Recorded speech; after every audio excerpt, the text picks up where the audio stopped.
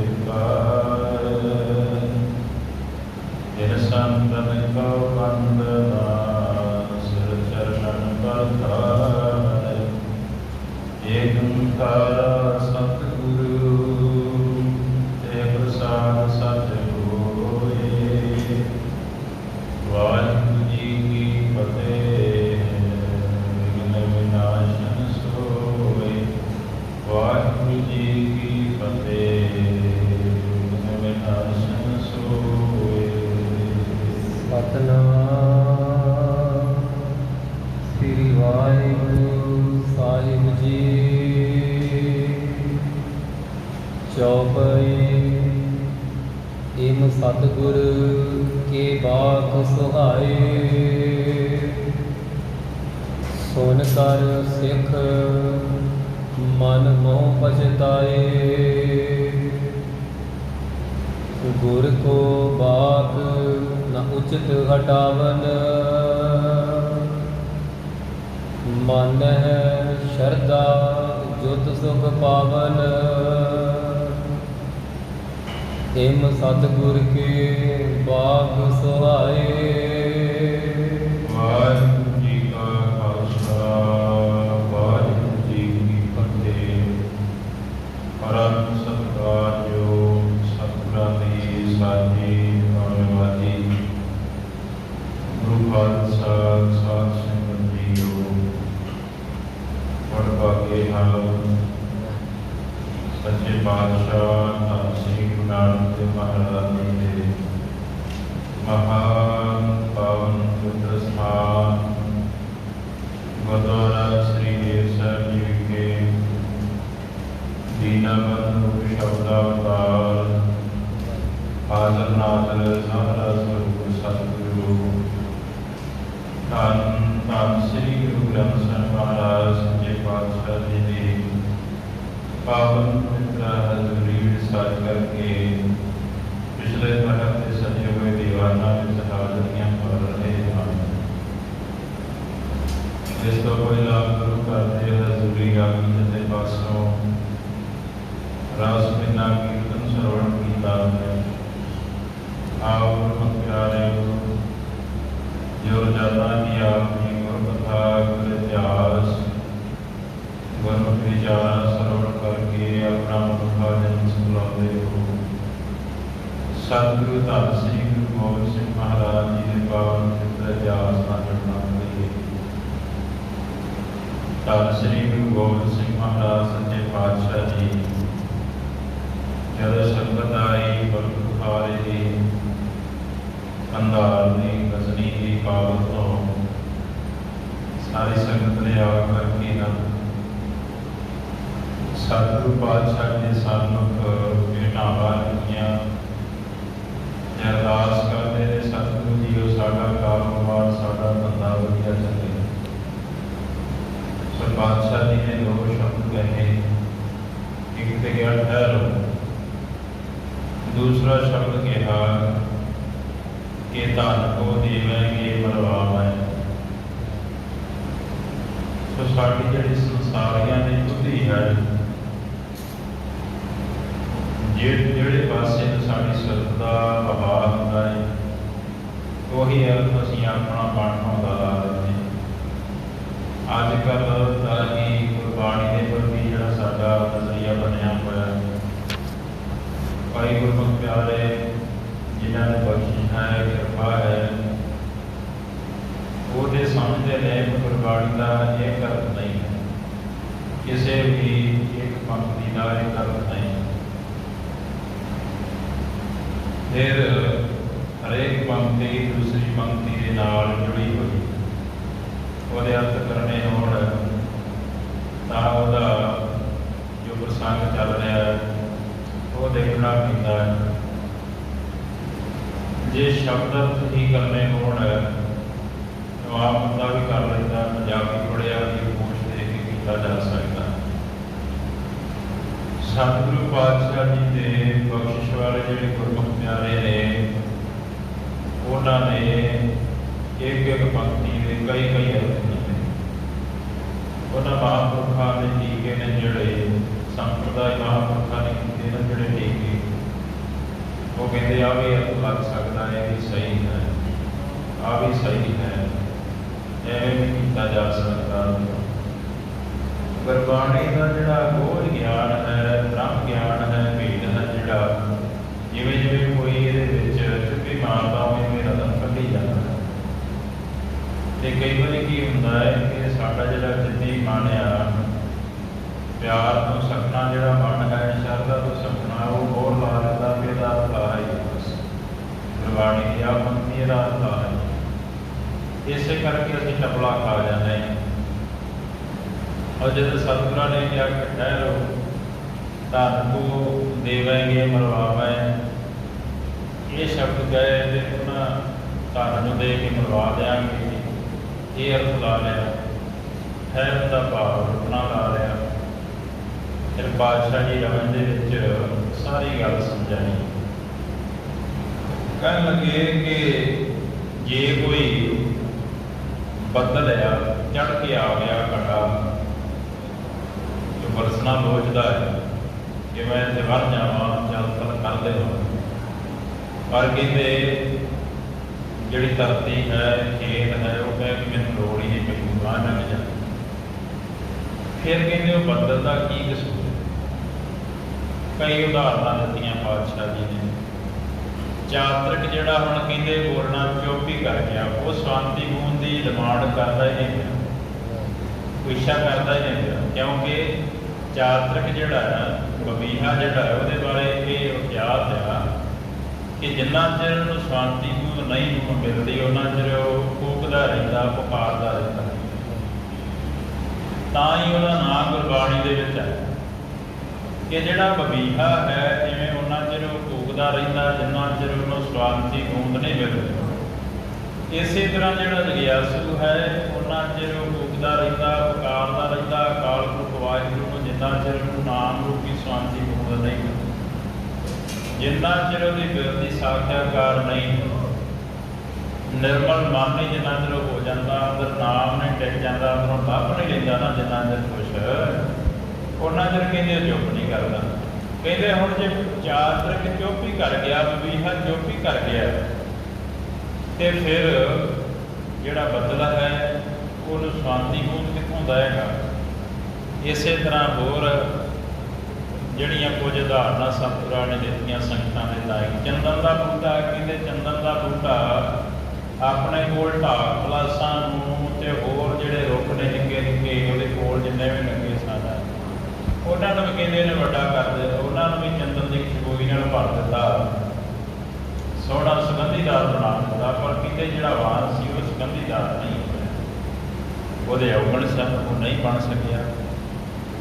ਇਸੇ ਕਰਕੇ ਦਰਿਆ ਵਗਦਾ ਪਿਆ, ਕਿਤੇ ਕਿਨਾਰੇ 'ਤੇ ਬੈਠਾ ਹੋਇਆ, ਪਿਆਸ ਲੱਗੀ ਹੋਈ ਹੈ, ਪਰ ਕਹਿੰਦਾ ਕਿ ਮੈਨੂੰ ਪਾਣੀ ਤੂੰ ਪਿਆ। ਦਰਿਆ ਤੂੰ ਵਿੱਚੋਂ ਪਾਣੀ ਕੱਢ ਕੇ ਮੇਰੇ ਮੂੰਹ 'ਚ ਪਾ ਦੇ, ਫਿਰ ਮੈਂ ਆਪਣੀ ਪਿਆਸ ਬੁਝਾ ਲਵਾਂਗੀ। ਇਸ ਤਰ੍ਹਾਂ ਕਿਵੇਂ ਹੋ ਸਕਦਾ? ਪਾਤਸ਼ਾਹ ਜੀ ਕਹਿੰਦੇ ਕਿ ਬੁੱਕ 'ਤੇ ਭਰਨਾ ਪਏਗਾ, ਪਾਤਰ ਬਣਾਉਣਾ ਪਏਗਾ ਜਿਸ ਵਿੱਚ ਪਾਣੀ ਪੈ ਜਾਵੇ, ਪਾਣੀ ਕੱਢ ਕੇ ਛਕ ਲਵੇ। ਇਸ ਤਰ੍ਹਾਂ ਨਹੀਂ ਹੁੰਦਾ। ਜਿੰਨਾ ਚਿਰ ਲੱਜ ਕਹਿੰਦੇ ਖੂਹ ਦੇ ਵਿੱਚ ਸੁੱਟੀ ਨਹੀਂ, ਉਹਨਾਂ ਚਿਰ ਪਾਣੀ ਖੂਹ ਨੇ ਨਹੀਂ ਦੇਣਾ। ਕਹਿਣ ਤੋਂ ਭਾਵ ਹੈ ਜਿੰਨਾ ਚਿਰ ਤੂੰ ਉਦਮ ਨਹੀਂ ਕੀਤਾ। ਸਤਿਗੁਰੂ ਪਾਤਸ਼ਾਹ ਜੀ ਬਾਣੀ ਵਿੱਚ ਬਖਸ਼ਿਸ਼ ਕਰਦੇ, ਕਬੀਰ ਸਾਚਾ ਸਤਿਗੁਰ ਕਿਆ ਕਰੇ ਜੋ ਸਿੱਖਾ ਮੈਂ ਜੂਗ, ਅੰਦਰ ਏਕ ਨਾ ਲੱਗੇ ਜਾਂ ਬਾਲ ਸਮਝਾਈਏ। ਇਹ ਸੱਚਾ ਸਤਿਗੁਰੂ ਕੀ ਕਰੇ?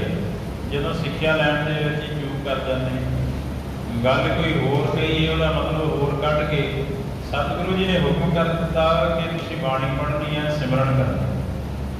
ਜੋ ਆਪਣੇ ਮਨ ਦੇ ਪਿੱਛੇ ਲੱਗਿਆ, ਮਨ ਨੇ ਤਾਂ ਕਹਿਣਾ ਵੀ ਕੋਈ ਗੱਲ ਨਹੀਂ, ਨਾ ਕਰ, ਥੋੜਾ ਘੱਟ ਕਰ ਲੈ, ਇੰਨਾ ਪਾਠ ਕਰਕੇ ਕੀ ਕਰਨਾ ਜਾਂ ਕੁਝ। ਮਨ ਨੇ ਤਾਂ ਆਪਣੀ ਸੰਕਲਪ ਵਿਕਲਪ ਅੰਦਰੋਂ ਦਿੱਤੀ ਜਾਣੀ।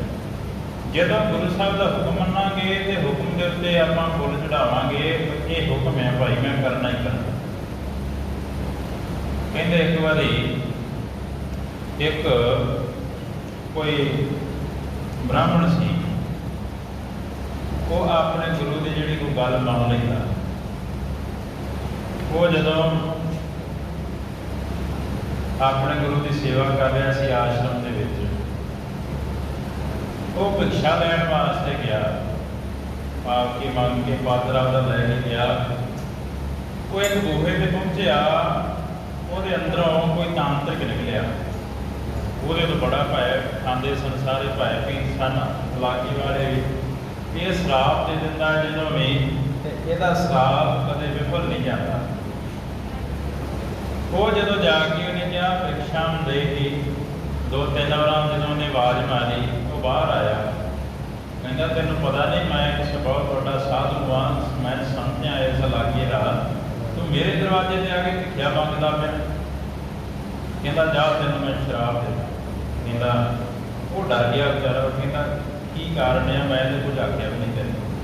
ਕਹਿੰਦਾ ਨਹੀਂ, ਹੁਣ ਮੈਂ ਤੈਨੂੰ ਸ਼ਰਾਬ ਦਿਆਂਗਾ, ਅੱਜ ਰਾਤ ਤੋਂ ਬਾਅਦ ਤੂੰ ਮਰ ਜਾਏਗਾ।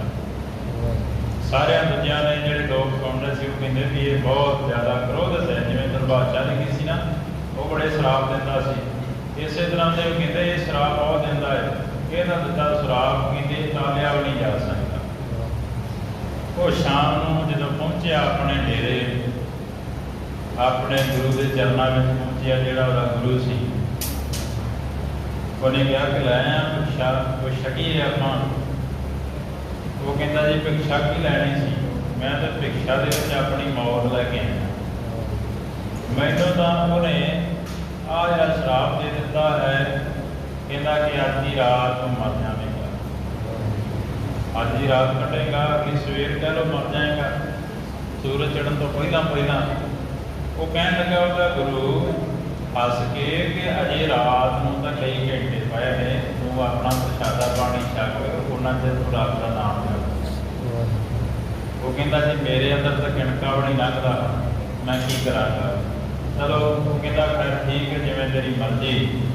ਜਦੋਂ ਉਹ ਸੌਣ ਲੱਗਾ, ਉਹ ਕਹਿੰਦਾ ਕਿ ਪੁੱਤਰ ਮੇਰੇ ਪੈਰ ਦਬਾ ਦੇ, ਮੇਰੀ ਸੇਵਾ ਕਰ, ਮੈਂ ਥੱਕਿਆ ਹੋਇਆ। ਜਦੋਂ ਸੌਣ ਲੱਗਾ, ਜਦੋਂ ਨੀਂਦ ਦੇ ਵਿੱਚ ਜਾ ਰਿਹਾ ਸੀ ਉਹਦਾ ਗੁਰੂ, ਉਹ ਕਹਿੰਦਾ ਸੀ ਕੁਝ ਵੀ ਹੋ ਜਾਏ ਤੂੰ ਚਰਨ ਨਹੀਂ ਛੱਡਣਾ, ਤੈਨੂੰ ਕੁਝ ਵੀ ਕੋਈ ਪ੍ਰਭਾਵੇ ਤੂੰ ਚਰਨ ਨਹੀਂ ਛੱਡਣਾ। ਉਹ ਜਦੋਂ ਕਹਿੰਦੇ ਲੱਤਾਂ ਘੁੱਟ ਰਿਹਾ ਸੀ ਨਾ ਉਹਦੀਆਂ, ਉਹ ਸੌਂ ਗਿਆ ਉਹਦਾ ਗੁਰੂ। ਉਹ ਚਰਨ ਜਿਵੇਂ ਨੱਪੀ ਜਾ ਰਹੇ ਸੀ, ਤਾਂ ਉਹਨੂੰ ਸ਼ਰਾਬ ਕਰਕੇ ਉਹ ਨੀਂਦ ਵੀ ਨਹੀਂ ਆ ਰਹੀ ਸੀ, ਸੇਵਾ ਕਰਦਾ ਰਿਹਾ। ਕਹਿੰਦੇ ਇੱਕ ਉਹਨੇ ਉਹਦੀ ਮਾਂ ਦਾ ਰੂਪ ਧਾਰਨ ਕਰਕੇ ਕੋਈ ਸ਼ਕਤੀ ਆਈ, ਉਹਨੇ ਆਵਾਜ਼ ਮਾਰੀ ਕਿ ਇੱਥੇ ਆ ਮੇਰੇ ਕੋਲ, ਮੈਂ ਤੈਨੂੰ ਮਿਲਣਾ ਚਾਹੁੰਦੀ ਪੁੱਤਰ, ਬੜਾ ਚਿਰ ਹੋ ਗਿਆ ਹੈ। ਤੇ ਉਹ ਮੌਤ ਸੀ ਉਹਦੀ। ਉਹ ਕਹਿੰਦਾ ਨਹੀਂ ਮੈਂ ਇੱਥੇ ਨਹੀਂ ਆ ਸਕਦਾ, ਮੈਨੂੰ ਗੁਰੂ ਨੇ ਹੁਕਮ ਕੀਤਾ ਵੀ ਇੱਥੇ ਨਾ ਜਾ। ਉਹ ਆਪਣਾ ਜ਼ੋਰ ਜ਼ਾਰ ਲਾ ਕੇ ਚਲੇ ਗਈ। ਫਿਰ ਕਹਿੰਦੇ ਪ੍ਰਤੱਖ ਰੂਪ ਦੇ ਵਿੱਚ ਵੀ ਉਹਦੇ ਸਾਹਮਣੇ ਮੌਤ ਆਈ, ਇੱਧਰ ਆ ਤੈਨੂੰ ਮੈਂ ਲੈ ਕੇ ਜਾਣਾ। ਉਹ ਕਹਿੰਦਾ ਨਹੀਂ ਕਿ ਮੈਨੂੰ ਇੱਥੋਂ ਆ ਕੇ ਲੈ ਜਾ, ਜੇ ਗੁਰੂ ਦੇ ਚਰਨਾਂ ਦੇ ਵਿੱਚੋਂ ਲੈ ਕੇ ਜਾਣਾ ਤੇ ਲੈ ਜਾ, ਇੱਥੇ ਆ ਕੇ ਮੈਂ ਤੇਰੇ ਕੋਲ ਨਹੀਂ ਆਉਣਾ। ਉਹ ਕਹਿੰਦੇ ਉੱਥੋਂ ਚਲੇ ਗਏ, ਕਹਿੰਦੇ ਇੱਥੇ ਮੈਂ ਨਹੀਂ ਆ ਸਕਦਾ, ਤੇਰੇ ਗੁਰੂ ਦੇ ਚਰਨਾਂ ਦੇ ਵਿੱਚ ਇੰਨੀ ਸ਼ਕਤੀ। ਭਾਵੇਂ ਕਿ ਸਾਖੀ ਇੱਕ ਸਮਝਾਉਣ ਗੋਚਰੀ ਹੈ, ਪਰ ਜਿਹੜਾ ਗੁਰੂ ਦਾ ਹੁਕਮ ਮੰਨ ਲੈਂਦਾ ਨਾ ਗੁਰਮੁਖ ਪਿਆਰੇ, ਉਹ ਤਰ ਜਾਂਦਾ। ਫਿਰ ਉਹ ਭਾਵ ਸਾਗਰ ਤੋਂ ਵੀ ਤਰਦਾ ਹੈ, ਫਿਰ ਉਹਨੂੰ ਸੱਚਖੰਡ ਦੀ ਪ੍ਰਾਪਤੀ ਵੀ। ਹੁਕਮ ਮੰਨਿਆ ਹੋਵੇ ਪ੍ਰਵਾਨ ਨਾ ਖਸਮੇ ਕਾ ਮਹਿਲ ਪਾਏ ਸੀ, ਖਸਮ ਦਾ ਮਹਿਲ ਉਹੀ ਪਾਉਂਦਾ ਹੈ ਭਾਈ ਜਿਹੜਾ ਗੁਰਮੁਖ ਪਿਆਰਾ ਕੋਈ ਆਪਣੇ ਸੱਚੇ ਪਾਤਸ਼ਾਹ ਜੀ ਦਾ ਹੁਕਮ ਸੱਤ ਕਰਕੇ ਮੰਨ ਲੈਂਦਾ। ਸੋ ਜਦੋਂ ਸਤਿਗੁਰਾਂ ਨੇ ਕਿਹਾ ਕਿ ਅਸੀਂ ਤੁਹਾਡਾ ਮਰਵਾਵਾਂਗੇ, ਤਾਂ ਭਾਵ ਠਹਿਰਨ ਦਾ ਭਾਵ ਕਿ ਤੁਹਾਡਾ ਮਨ ਠਹਿਰ ਜਾਵੇ, ਜਿਹੜਾ ਭੱਜਿਆ ਕਰਦਾ ਹੈ। ਮਰਵਾਵਾਂਗੇ ਤਾਂ ਭਾਵ ਦੇਹ ਮੁਕਤ ਧਨ ਸਤਿਗੁਰ ਭਲੇ, ਮੁਕਤੀ ਦਾ ਧਨ ਦਿੰਦੇ ਨੇ। ਧਨ ਜਿਹੜਾ ਦੇਣੇ ਨਾ, ਧਨ ਜਿਹੜਾ ਦਿੰਦਾ ਸਤਿਗੁਰੂ, ਮੁਕਤੀ ਦਾ ਧਨ ਹੈ। ਫਿਰ ਅੰਦਰਲੇ ਜਿਹੜੇ ਜਨਮ ਨੇ ਉਹ ਗੱਲ ਕਰਦਾ ਹੈ। ਬਾਹਰੀ ਤੌਰ ਤੇ ਕੋਈ ਨਹੀਂ ਇਸ ਸਵਾਲ ਦਾ ਜਿਹੜਾ ਉੱਤਰ ਲੱਭਦੇ ਕਰਦੇ ਤੁਸੀਂ। ਸਾਰੀ ਗੱਲ ਜਿਹੜੀ ਅੰਦਰ ਦੀ ਚੱਲ ਰਹੀ ਅੰਦਰ ਨੂੰ ਜਦੋਂ ਜਾਓਗੇ, ਜਿਵੇਂ ਕਹਿੰਦੇ ਨਾ ਬਾਹਰੀ ਤੌਰ ਤੇ ਬੜੀਆਂ ਆਵਾਜ਼ਾਂ ਨੇ, ਅੰਦਰ ਵੀ ਬਹੁਤ ਕੁਛ ਹੈ। ਜੋ ਬ੍ਰਹਮੰਡ ਖੰਡ ਸੋ ਜਾਣੋ, ਸਤਿਗੁਰੂ ਜੀ ਬਖਸ਼ਿਸ਼ ਕਰਦੇ ਬਾਣੀ ਦੇ ਵਿੱਚ, ਜੋ ਬ੍ਰਹਮੰਡ ਖੰਡ ਸੋ ਜਾਣੋ, ਜੋ ਬ੍ਰਹਮੰਡੇ ਸੋਈ ਫਿੱਡੇ, ਜੋ ਖੋਜੈ ਸੋ ਪਾਇਆ। ਜਿਵੇਂ ਬ੍ਰਹਮੰਡ ਬਾਹਰ ਵੀ ਹੈ ਯੂਨੀਵਰਸ, ਤੇ ਕਹਿੰਦੇ ਤੇਰੇ ਸਰੀਰ ਦੇ ਅੰਦਰ ਵੀ ਜਦੋਂ ਜਾਏਗਾ ਤੇ ਬਹੁਤ ਕੁਝ ਹੈ, ਸਾਰਾ ਵਿਸਤਾਰ ਇਹਨਾਂ ਨੂੰ ਲੱਭਦਾ ਕੋਈ ਦਾ ਥੱਕ ਜਾਏਗਾ। ਇਹਦੀ ਖੋਜ ਮੁੱਕਣੀ ਨਹੀਂ ਫਿਰ ਸਰੀਰ ਦੀ। ਸੋ ਸਤਿਗੁਰੂ ਜੀ ਨੇ ਫਿਰ ਇਹਨਾਂ ਨੂੰ ਕਰਤਾਰਥ ਕੀਤਾ। ਇੱਥੋਂ ਤੱਕ ਸਪਤ ਸਰਵਣ ਕੀਤਾ ਸੀ। ਆਓ ਜਿਵੇਂ ਸੱਚੇ ਪਾਤਸ਼ਾਹ ਜੀ ਬਖਸ਼ਿਸ਼ ਕਰ ਰਹੇ ਨੇ, ਨਾਮਪਤੀਆਂ ਨੂੰ ਕਾਕਰ ਕਰੀਏ, ਪ੍ਰੇਮ ਦੇ ਨਾਲ ਸਾਰੀ ਸੰਗਤ ਇੱਕ ਵਾਰੀ ਉਚਾਰਨ ਕਰੀਏ ਜੀ। ਸਤਿਨਾਮ ਸ੍ਰੀ ਵਾਹਿਗੁਰੂ ਸਾਹਿਬ ਜੀ। ਚੌਪਈ ਇਮ ਸਤਿਗੁਰ ਕੇ ਬਾਗ ਸੁਹਾਏ। ਜਿਵੇਂ ਜਦੋਂ ਸਤਿਗੁਰੂ ਗੁਰੂ ਕਲਗੀਧਰ ਪਾਤਸ਼ਾਹ ਧੰਨ ਸ੍ਰੀ ਗੁਰੂ ਗੋਬਿੰਦ ਸਿੰਘ ਮਹਾਰਾਜ ਜੀ ਨੇ ਬਖਸ਼ਿਸ਼ ਕੀਤੀ ਨਾ, ਸਾਰੀ ਗੱਲ ਸਮਝਾ ਦਿੱਤੀ। ਇਹ ਬਚਨ ਜਿਹੜੇ ਸੋਭਨੀਕ ਹੋਏ ਜਦੋਂ ਸੁਣ ਕਰ ਸਿੱਖ ਮਨ ਮੋਹ ਪਛਤਾਏ। ਸਿੱਖ ਜਿਹੜੇ ਸਨ ਤੇ ਮਨ ਦੇ ਵਿੱਚ ਬੜਾ ਜ਼ਿਆਦਾ ਪਛਤਾਵਾ ਹੋਇਆ। ਇਹ ਹੋਰ ਹੀ ਅਰਥ ਲਾਈ ਗਏ। ਇਹ ਤਾਂ ਸਤਿਗੁਰੂ ਪਾਤਸ਼ਾਹ ਜੀ ਨੇ ਹੋਰ ਹੀ ਅਰਥ ਕਰਕੇ ਦਿਖਾ ਦਿੱਤੇ। ਗੁਰ ਕੋ ਬਾਗ ਨ ਉਚਿਤ ਹਟਾਵਨ। ਇਹ ਸੱਚੇ ਪਾਤਸ਼ਾਹ ਜੀ ਦੇ ਬਚਨ ਆ, ਉਹਨਾਂ ਨੂੰ ਅਸੀਂ ਹਟਾ ਨਹੀਂ ਸਕਦੇ, ਉਹਨਾਂ ਨੂੰ ਮੇਟ ਨਹੀਂ ਸਕਦੇ। ਤੇ ਜੇ ਕੋਈ ਮੇਟਦਾ ਹੈ ਤੇ ਉਹ ਮੂਰਖ ਹੈ।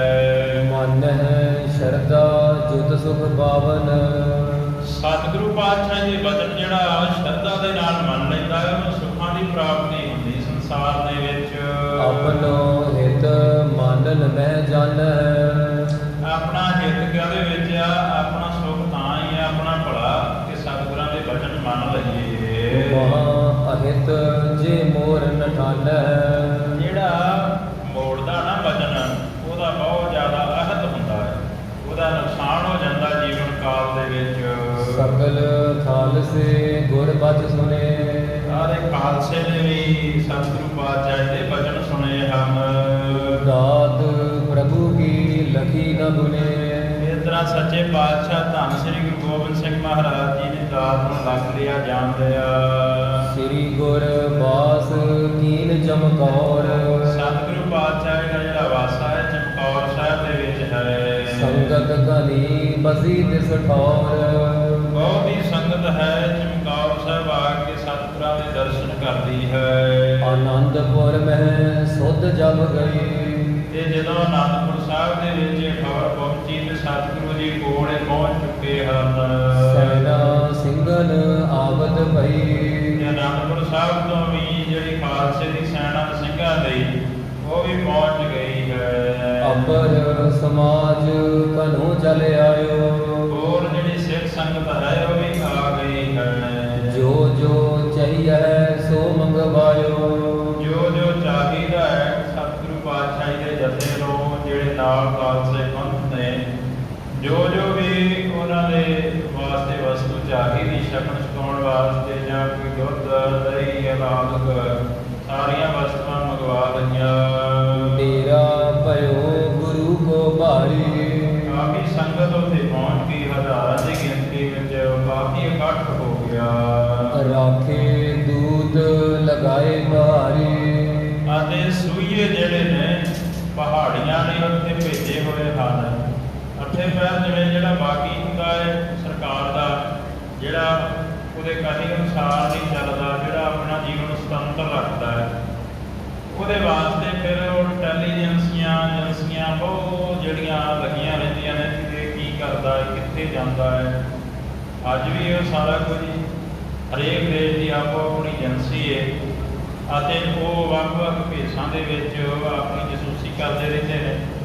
ਹਰ ਇੱਕ ਥਾਂ ਦੀ, ਹਰ ਇੱਕ ਧਾਰਮਿਕ ਸਥਾਨ ਦੀ ਜਾਂ ਰਾਜਨੀਤਿਕ ਸਥਾਨ ਦੀ, ਕਿਤੋਂ ਦੇ ਵੀ ਉਹਨਾਂ ਪਾਤਪਾਤ ਦੀ ਰਿਪੋਰਟ ਜਿਹੜੀ ਆਪਣੇ ਜਾ ਕੇ ਸਰਕਾਰਾਂ ਨੂੰ ਦੇਣੀ। ਇਸੇ ਤਰ੍ਹਾਂ ਉਸ ਸਮੇਂ ਜਿਹੜੇ ਸੂਹੀਏ ਸਨ ਪਹਾੜੀਆਂ ਨੇ ਛੱਡੇ ਹੋਏ, ਉਹ ਸੱਚੇ ਪਾਤਸ਼ਾਹ ਜੀ ਦੀ ਸੂਹ ਲੈਂਦੇ ਰਹਿੰਦੇ ਹਨ। ਚਿਤਵਤ ਦਵੈਸ਼ ਗੁਰੂ ਕੇ ਸੰਗ। ਤੇ ਕਹਿੰਦੇ ਜਦੋਂ ਕਿਸੇ ਦੀ ਆਪਾਂ ਮੁਖਬਰੀ ਕਰਦੇ ਆ, ਉਹਦਾ ਭਾਵ ਇਹ ਹੁੰਦਾ ਹੈ ਕਿ ਉਹਦੇ ਨਾਲ ਸਾਨੂੰ ਵੈਰ ਹੁੰਦਾ, ਸਾਡਾ ਉਹਦੇ ਨਾਲ ਅੰਦਰੋਂ ਦਵੈਸ਼ ਪੈਦਾ ਹੋਇਆ ਹੁੰਦਾ। ਇਸ ਕਰਕੇ ਉਹਦੀ ਅਸੀਂ ਮੁਖਬਰੀ ਕਰਦੇ, ਜਸੂਸੀ ਕਰਦੇ। ਉਹ ਇਹ ਵੀ ਬਹੁਤ ਜ਼ਿਆਦਾ ਵੈਰ ਉਹ ਦਵੈਸ਼ ਦੇ ਨਾਲ ਭਰੇ ਹੋਏ ਹਨ। ਸੈਨਪ ਤੁਰਕ ਕਰਹਿ ਕੋ ਜੰਗ। ਅਤੇ ਸਤਿਗੁਰੂ ਸੱਚੇ ਪਾਤਸ਼ਾਹ ਜੀ ਇਹ ਸੋਚਦੇ ਨੇ ਕਿ ਜਿਹੜੇ ਤੁਰਕ ਨੇ ਨਾ, ਇਹ ਹੁਣ ਜੰਗ ਕਰਨ ਪਾਤਸ਼ਾਹ ਜੀ ਦੇ ਨਾਲ, ਅਸੀਂ ਪਿੱਛੇ ਰਹੀਏ, ਕਿਉਂਕਿ ਇਹਨਾਂ ਨੇ ਕਈ ਜੰਗ ਕਰਕੇ ਸਤਿਗੁਰਾਂ ਦੇ ਨਾਲ ਆਪਣੇ ਮੋਹ ਦੀ ਖਾਧੀ, ਕਈ ਵਾਰੀ ਦੰਦ ਖੱਟੇ ਕੀਤੇ, ਕਈ ਇਹਨਾਂ ਨੇ ਬਹੁਤ ਭਾਰੀ ਨੁਕਸਾਨ ਕਰਾਏ ਇਹਨਾਂ ਨੇ ਆਪਣੀ ਜੰਗ ਦੇ ਵਿੱਚ। ਇਸ ਕਰਕੇ ਚਾਹੁੰਦੇ ਨੇ ਕਿ ਅਸੀਂ ਪਿੱਛੇ ਰਹੀਏ, ਹੁਣ ਅਸੀਂ ਤੁਰਕਾਂ ਦੇ ਮੋਢੇ ਤੇ ਬੰਦੂਕ ਰੱਖੀਏ, ਹੁਣ ਉਹਨਾਂ ਤੋਂ ਅਸੀਂ ਸਤਿਗੁਰੂ ਪਾਤਸ਼ਾਹ ਦਾ ਨੁਕਸਾਨ ਕਰਵਾਈਏ, ਹੋਵੇ ਤਾਂ ਉਹਨਾਂ ਨੂੰ ਮਰਵਾ ਦਈਏ, ਅਨੰਦਪੁਰ ਸਾਹਿਬ ਖਾਲੀ ਕਰਵਾ ਦਈਏ। ਕਰਤੇ ਰਹੇ ਪ੍ਰਤੀਕਨ ਸਦਾ। ਅਤੇ ਹਮੇਸ਼ਾ ਹੀ ਇਹ ਉਡੀਕਦੇ ਰਹੇ ਕਿ ਕਦੋਂ ਸਮਾਂ ਆਏਗਾ ਬਣੇਗਾ। ਉਹ ਉਮਰਾਵ ਧਰਾਵੇ ਕਦਾ। ਕੋਈ ਆ ਕੇ ਸੱਚੇ ਪਾਤਸ਼ਾਹ ਦੇ ਨਾਲ ਕਦੋਂ ਲੜਨਗੇ ਤੁਰਕ। ਹੁਣ ਉਹ ਤੇ ਸੁਤੰਤਰ ਨੇ, ਉਹਨਾਂ ਦਾ ਰਾਜ ਆ, ਇਹ ਉਹਨਾਂ ਦੀ ਸ਼ਰਨ ਦੇ ਵਿੱਚ ਜਾਂਦੇ ਨੇ। ਇਹਦਾ ਭਾਵ ਇਹ ਹੈ ਕਿ ਜਦੋਂ ਉਹਨਾਂ ਨੂੰ ਜਾ ਕੇ ਮਨਾਉਂਦੇ ਰਹੇ, ਅਗਲੇ ਦੀ ਹੁਣ ਮਰਜ਼ੀ ਹੈ ਉਹ ਜੰਗ ਕਰਨਾ ਚਾਹੁੰਦਾ ਜਾਂ ਨਹੀਂ। ਕਈ ਤਰ੍ਹਾਂ ਦੇ ਕੰਨ ਦੇ ਵਿੱਚ ਜਾ ਕੇ ਚੁਗਲੀਆਂ ਕੀਤੀਆਂ, ਨਿੰਦਿਆ ਕੀਤੀ ਪਾਤਸ਼ਾਹ ਜੀ ਦੀ। ਜਦੋਂ ਹੁਣ ਇੱਕ ਮਨੁੱਖ ਪ੍ਰਤੀ ਅਸੀਂ ਜ਼ਹਿਰ ਭਰਦੇ ਰਹਾਂਗੇ ਓੜਕ ਨੂੰ, ਉਹ ਫਿਰ ਜਿਹੜਾ ਸੁਣਨ ਵਾਲਾ ਹੁੰਦਾ ਹੈ, ਕਿਉਂਕਿ ਜਿਹੜਾ ਤਖਤ ਤੇ ਬੈਠਾ ਹੁੰਦਾ ਉਹ ਕੰਨਾਂ ਦਾ ਕੱਚਾ ਹੁੰਦਾ। ਇਸ ਕਰਕੇ ਓੜਕ ਨੂੰ ਕਹਿੰਦਾ ਵੀ ਵਾਕਿਆ ਮੇਰੇ ਰਾਜ ਦੇ ਉੱਤੇ ਕਬਜ਼ਾ ਕਰਨ ਨੂੰ ਫਿਰਦੇ ਨੇ, ਮੇਰਾ ਰਾਜ ਬਤਾਉਣ ਨੂੰ ਫਿਰਦੇ ਨੇ, ਮੈਂ ਦੱਸਾਂਗਾ, ਫਿਰ ਮੈਂ ਇਹਨਾਂ ਨੂੰ ਦੇਖਾਂਗਾ ਜੰਗ ਦੇ ਮੈਦਾਨ। ਕੋ ਮਰਾਵ ਰਾਮੇ ਕਦਾ, ਕਦੋਂ ਤੁਰਕ ਜਿਹੜੇ ਨੇ ਆਪਣੇ ਲਿਆ ਕੇ ਸਿਫਾ ਸਲਾਰ ਸਤਿਗੁਰੂ ਪਾਤਸ਼ਾਹ ਜੀ ਨਾਲ ਲੜਾਉਣ। ਦੋਹਰਾ ਦਵੈ ਉਮਰਾਵ ਲਾਹੌਰ ਕੇ, ਦਿੱਲੀ ਕੇ ਮਗ ਜਾਤ। ਲਾਹੌਰ ਤੋਂ ਦੋ ਜਿਹੜੇ ਨੇ ਅਮਰਾਵ, ਇਹ ਦਿੱਲੀ ਦੇ ਰਸਤੇ ਜਾ ਰਹੇ ਹਨ। ਭੀਮ ਚੰਦ ਸੁਨ ਬਾਤ ਕੋ, ਘਾਤ ਜਾਨ ਭਲ ਭਾਂਤ। ਭੀਮ ਚੰਦ ਨੂੰ ਪਤਾ ਲੱਗਾ ਵੀ ਉਹ ਜਾ ਰਹੇ ਹਨ। ਇਹਨੇ ਜਦੋਂ ਖਬਰ ਸਾਰ ਜਿਹੜੀ ਪ੍ਰਾਪਤ ਕਰ ਲਈ। ਚੌਪਈ ਆਦਿਕ ਭੂਮ ਚੰਦ ਹੰਡੂਰੀ। ਅਤੇ ਜਿਹੜਾ ਭੂਪ ਚੰਦ ਆ ਹੰਡੂਰੀਆ, ਸਭ ਕੇ ਸੰਗ ਗਿਨੀ ਵਿਦਰੂਰੀ। ਉਹਨੇ ਬੜੀ ਚੰਗੀ ਤਰ੍ਹਾਂ ਦੇ ਨਾਲ ਇੱਕ ਵਿਧੀ ਬਣਾਈ, ਇੱਕ ਇਹਨੇ ਸਕੀਮ ਲਗਾਈ। ਔਚਕ ਆਨ ਬਣੀ ਕਿਉਂ ਡਰੋ। ਇਹ ਅਚਾਨਕ ਹੀ ਜਿਹੜੀ ਬਣ ਗਈ ਹੈ, ਕਿਉਂ ਨਾ ਜਿਹੜੇ ਉਹ ਲੰਘ ਕੇ ਜਾ ਰਹੇ ਨੇ, ਕਿਉਂ ਨਾ ਲਿਆ ਕੇ ਸਤਿਗੁਰੂ ਪਾਤਸ਼ਾਹ ਦੇ ਨਾਲ ਜੰਗ ਹੀ ਕਰਾ ਦਈਏ, ਜਾ ਕੇ ਉਹਨਾਂ ਨੂੰ ਚੁੱਕਣਾ ਚੱਕਣਾ ਦਈਏ ਜਾ ਕੇ, ਤੇ ਉਹਨੂੰ ਲਿਆ ਕੇ ਦੋਵਾਂ ਨੂੰ ਕਹਿੰਦੇ ਉਹਨਾਂ ਦੇ ਨਾਲ 5-5 ਹਜ਼ਾਰ ਜਿਹੜੀ ਫੌਜ ਸੀ ਲੈ ਕੇ ਜਾ ਰਹੇ ਸਨ, ਤੇ ਉਹਨਾਂ ਨੂੰ ਇੱਥੇ ਲੈ ਆਈਏ, ਸਤਿਗੁਰੂ ਪਾਤਸ਼ਾਹ ਦੇ ਨਾਲ ਲੜਾ ਦਈਏ। ਅਚਾਨਕ ਹੀ ਬਣ ਗਿਆ ਮੌਕਾ, ਇਹ ਹੱਥੋਂ ਮੌਕਾ ਕਿਉਂ ਜਾਣ ਦਈਏ। ਤੁਰਕ ਲੜਾਵੋ ਆਪ ਨ ਲੜੋ। ਤੇ ਕਹਿੰਦਾ ਤੁਰਕਾਂ ਨੂੰ ਲੜਾ ਦਿਆਂਗੇ, ਆਪ ਅਸੀਂ ਨਹੀਂ ਲੜਨਾ। ਕੇਤਕ ਦਰਬ ਦਿਓ ਉਮਰਾਵ। ਤੇ ਹਾਂ, ਥੋੜਾ ਬਹੁਤਾ ਜਿਹੜਾ ਧਨ ਹੈ ਨਾ, ਜਿੰਨਾ ਮੰਗਣਗੇ ਉਹਨਾਂ ਧਨ ਦੇ ਦਿਆਂਗੇ ਇਹਨਾਂ ਨੂੰ। ਸਤਿਗੁਰ ਪੁਰ ਬਾਹਰ ਪਰਥਾਉ। ਕਿਉਂਕਿ ਇਹਦਾ ਕਾਰਨ ਕੀ ਹੈ ਕਿ ਕਲਗੀਧਰ ਪਾਤਸ਼ਾਹ ਜੀ ਆਪਣੇ ਟਿਕਾਣੇ ਦੇ ਉੱਤੇ ਨਹੀਂ ਹਨ, ਸ੍ਰੀ ਅਨੰਦਪੁਰ ਸਾਹਿਬ ਨਹੀਂ ਹਨ, ਹੁਣ ਉਹ ਬਾਹਰ ਬੈਠੇ ਹੋਏ ਹਨ। ਨਹੀਂ ਦੁਰਗ ਵੱਡ ਲੜਬੇ ਕਾਰਨ। ਲੜਨ ਵਾਸਤੇ ਉਸ ਸਮੇਂ ਜਿਹੜਾ ਕਿਲਾ ਸੀ ਉਹ ਬਹੁਤ ਜ਼ਿਆਦਾ ਜ਼ਰੂਰੀ ਮੰਨਿਆ ਜਾਂਦਾ ਸੀ, ਤੇ ਹੁਣ ਵੀ ਜਿਹੜਾ ਕਿਲਾ ਹੈ, ਕੰਧਾਂ ਨੇ ਅਕਸਰ ਤੇ ਕੁਝ ਨਾ ਕੁਝ ਤਾਂ ਰੋਕ ਪਾਉਂਦੀਆਂ ਨੇ, ਭਾਵੇਂ ਕਿ ਹੁਣ ਤੇ ਬੰਬਾਂ ਦੀ ਲੜਾਈ। ਤੋ ਇਸ ਕਰਕੇ ਉਹ ਕਹਿੰਦੇ ਕਿ ਲੜਨ ਵਾਸਤੇ ਕਿਲਾ ਤੇ ਚਾਹੀਦਾ ਹੈ, ਤੇ ਉਹਨਾਂ ਕੋਲ ਹੁਣ ਉੱਥੇ ਕੋਈ ਕਿਲਾ ਨਹੀਂ ਹੈ। ਥੋੜੇ ਸਿੰਘ ਧਰੇ ਹਥਿਆਰਨ। ਥੋੜੇ ਕੁ ਹਥਿਆਰਬੰਦ ਖਾਲਸਾ ਸਿੰਘ ਉਹਨਾਂ ਦੇ ਨਾਲ ਨੇ, ਉਹਨਾਂ ਦੇ ਕੋਲ ਹਥਿਆਰ ਹਨ। ਆਪ ਆਪਣੇ ਐ ਟਿਕਾਣੇ। ਆਪੋ ਆਪਣੇ ਟਿਕਾਣੇ ਬੈਠੇ ਹੋਏ ਹਨ। ਸੋ ਨਹਿ ਪਹੁੰਚ ਸਕਹਿ ਤਿਸ ਗਾਨੇ। ਜਿਹੜੇ ਬਹੁਤੇ ਜਗਜੂ ਸਿੰਘ ਨੇ ਉਹ ਤੇ ਸ੍ਰੀ ਅਨੰਦਪੁਰ ਸਾਹਿਬ ਨੇ ਬੈਠੇ ਹੋਏ, ਜਿੰਨੇ ਚਿਰ ਨੂੰ ਆਉਣਗੇ ਉਹਨਾਂ ਚਿਰ ਨੂੰ ਅਸੀਂ ਬਹੁਤ ਨੁਕਸਾਨ ਕਰ ਦੇਣਾ ਸਤਿਗੁਰਾਂ ਦਾ, ਇਸ ਕਰਕੇ ਉਹਨਾਂ ਤੋਂ ਪਹੁੰਚਿਆ ਨਹੀਂ ਜਾਏਗਾ। ਭੇੜ बन जाए। ਜਿਹਦਾ ਪਤਾ ਹੀ ਨਾ ਹੋਵੇ ਅੱਗੋਂ ਜਾ ਕੇ ਲੜਾਈ ਹੋ ਜਾਣੀ। ਕਈ ਵਾਰੀ ਆਪਾਂ ਸੋਚਦੇ ਹਾਂ ਸਮਾਜ ਦੇ ਵਿੱਚ ਵਿਚਰਦੇ ਹਾਂ ਕੁਝ ਘਟਨਾਵਾਂ ਐਸੀਆਂ ਕਹਿੰਦਾ ਤੂੰ ਕਿਉਂ ਜਾ ਕੇ ਲੜ ਪਿਆ, ਕਹਿੰਦਾ ਮੈਨੂੰ ਪਤਾ ਹੀ ਨਹੀਂ ਸੀ ਉੱਥੇ ਲੜਾਈ ਹੋ ਜਾਣੀ। ਜੇ ਪਤਾ ਹੁੰਦਾ ਲੜਾਈ ਦਾ ਮੈਂ ਕੋਲ ਆਪਣੇ ਹਥਿਆਰ ਲੈ ਕੇ ਜਾਂਦਾ ਜਾਂ ਮੈਂ ਕੁਝ ਕਰਦਾ, ਇਹੋ ਜਿਹੀ ਲੜਾਈ। ਉਹ ਕਹਿੰਦੇ ਕਿ ਜਦੋਂ ਅਚਾਨਕ ਕਿਤੇ ਲੜਾਈ ਬਣ ਜਾਵੇ ਫਿਰ ਉੱਥੇ ਭੇੜ ਜਦੋਂ ਅਚਾਨਕ ਮਚ ਜਾਵੇਗਾ, ਜੰਗ ਬਣ ਜਾਵੇਗਾ। कौन लड़ै तुर्कन अगवाए। ਥੋੜੇ ਜਿਹੇ ਮੁੱਠੀ ਭਰ ਸੈਂਕੜੇ ਨਾਲ ਸਤਿਗੁਰਾਂ ਦੇ, ਫਿਰ ਅਚਾਨਕ ਜਦੋਂ ਲੜਾਈ ਹੋ ਗਈ ਫਿਰ ਕੌਣ ਤੁਰਕਾਂ ਦੇ ਅੱਗੇ ਟਿਕੇਗਾ। लुट जावह सतगुर को डेरा। ਸਤਿਗੁਰੂ ਪਾਤਸ਼ਾਹੀ ਦਾ ਜਿਹੜਾ ਡੇਰਾ ਹੈ, ਟਿਕਾਣਾ ਹੈ, ਸਾਰਾ ਲੁੱਟਿਆ ਜਾਏਗਾ। किमहु बचै न होए पट ढेरा। ਕਿਸੇ ਤਰੀਕੇ ਨਾਲ ਵੀ ਉਹ ਬਚ ਨਹੀਂ ਸਕਦੇ ਜਦੋਂ ਸੂਰਮੇ ਆਪਸ ਦੇ ਵਿੱਚ ਲੜੇ। फत्यो जाए गुर किदों पलाए। ਜਾਂ ਤੇ ਸਿੱਖਾਂ ਦੇ 10ਵੇਂ ਗੁਰੂ ਸਾਹਿਬ ਮਾਰੇ ਜਾਣਗੇ ਤੇ ਜਾਂ ਫਿਰ ਮੈਦਾਨੇ ਜੰਗ ਛੱਡ ਕੇ ਭੱਜ ਜਾਣਗੇ। हमारी बात भली बन जाए। ਪਹਾੜੀ ਆਪਸ ਦੇ ਵਿੱਚ ਰਾਏ ਕਰਦੇ ਪਏ, ਮਸ਼ਵਰਾ ਕਰਦੇ ਪਏ, ਕਹਿੰਦੇ ਕਿ ਸਾਡੀ ਜਿਹੜੀ ਇਹ ਗੱਲ ਬੜੀ ਸੋਹਣੀ ਬਣ ਜਾਏਗੀ, ਜਿਹੜੀ ਸਾਡੇ ਮਨ ਦੀ ਗੱਲ ਹੈ ਨਾ ਪੂਰੀ ਹੋ ਜਾਏਗੀ। नह कलगी धार करह बिगाड़ा। ਸਤਿਗੁਰੂ ਪਾਤਸ਼ਾਹ ਜੀ ਕੁਝ ਵੀ ਸਾਡਾ ਵਿਗਾੜ ਨਹੀਂ ਸਕਣਗੇ। हमरो देश निर्भय होए सारा। ਇਹ ਜਿਹੜਾ ਇਲਾਕਾ ਹੈ ਦੇਸ਼ ਦਾ ਭਾਵ ਉਹ ਜਿਹੜਾ ਇਲਾਕਾ ਅਨੰਦਪੁਰ ਸਾਹਿਬ ਵਾਲਾ।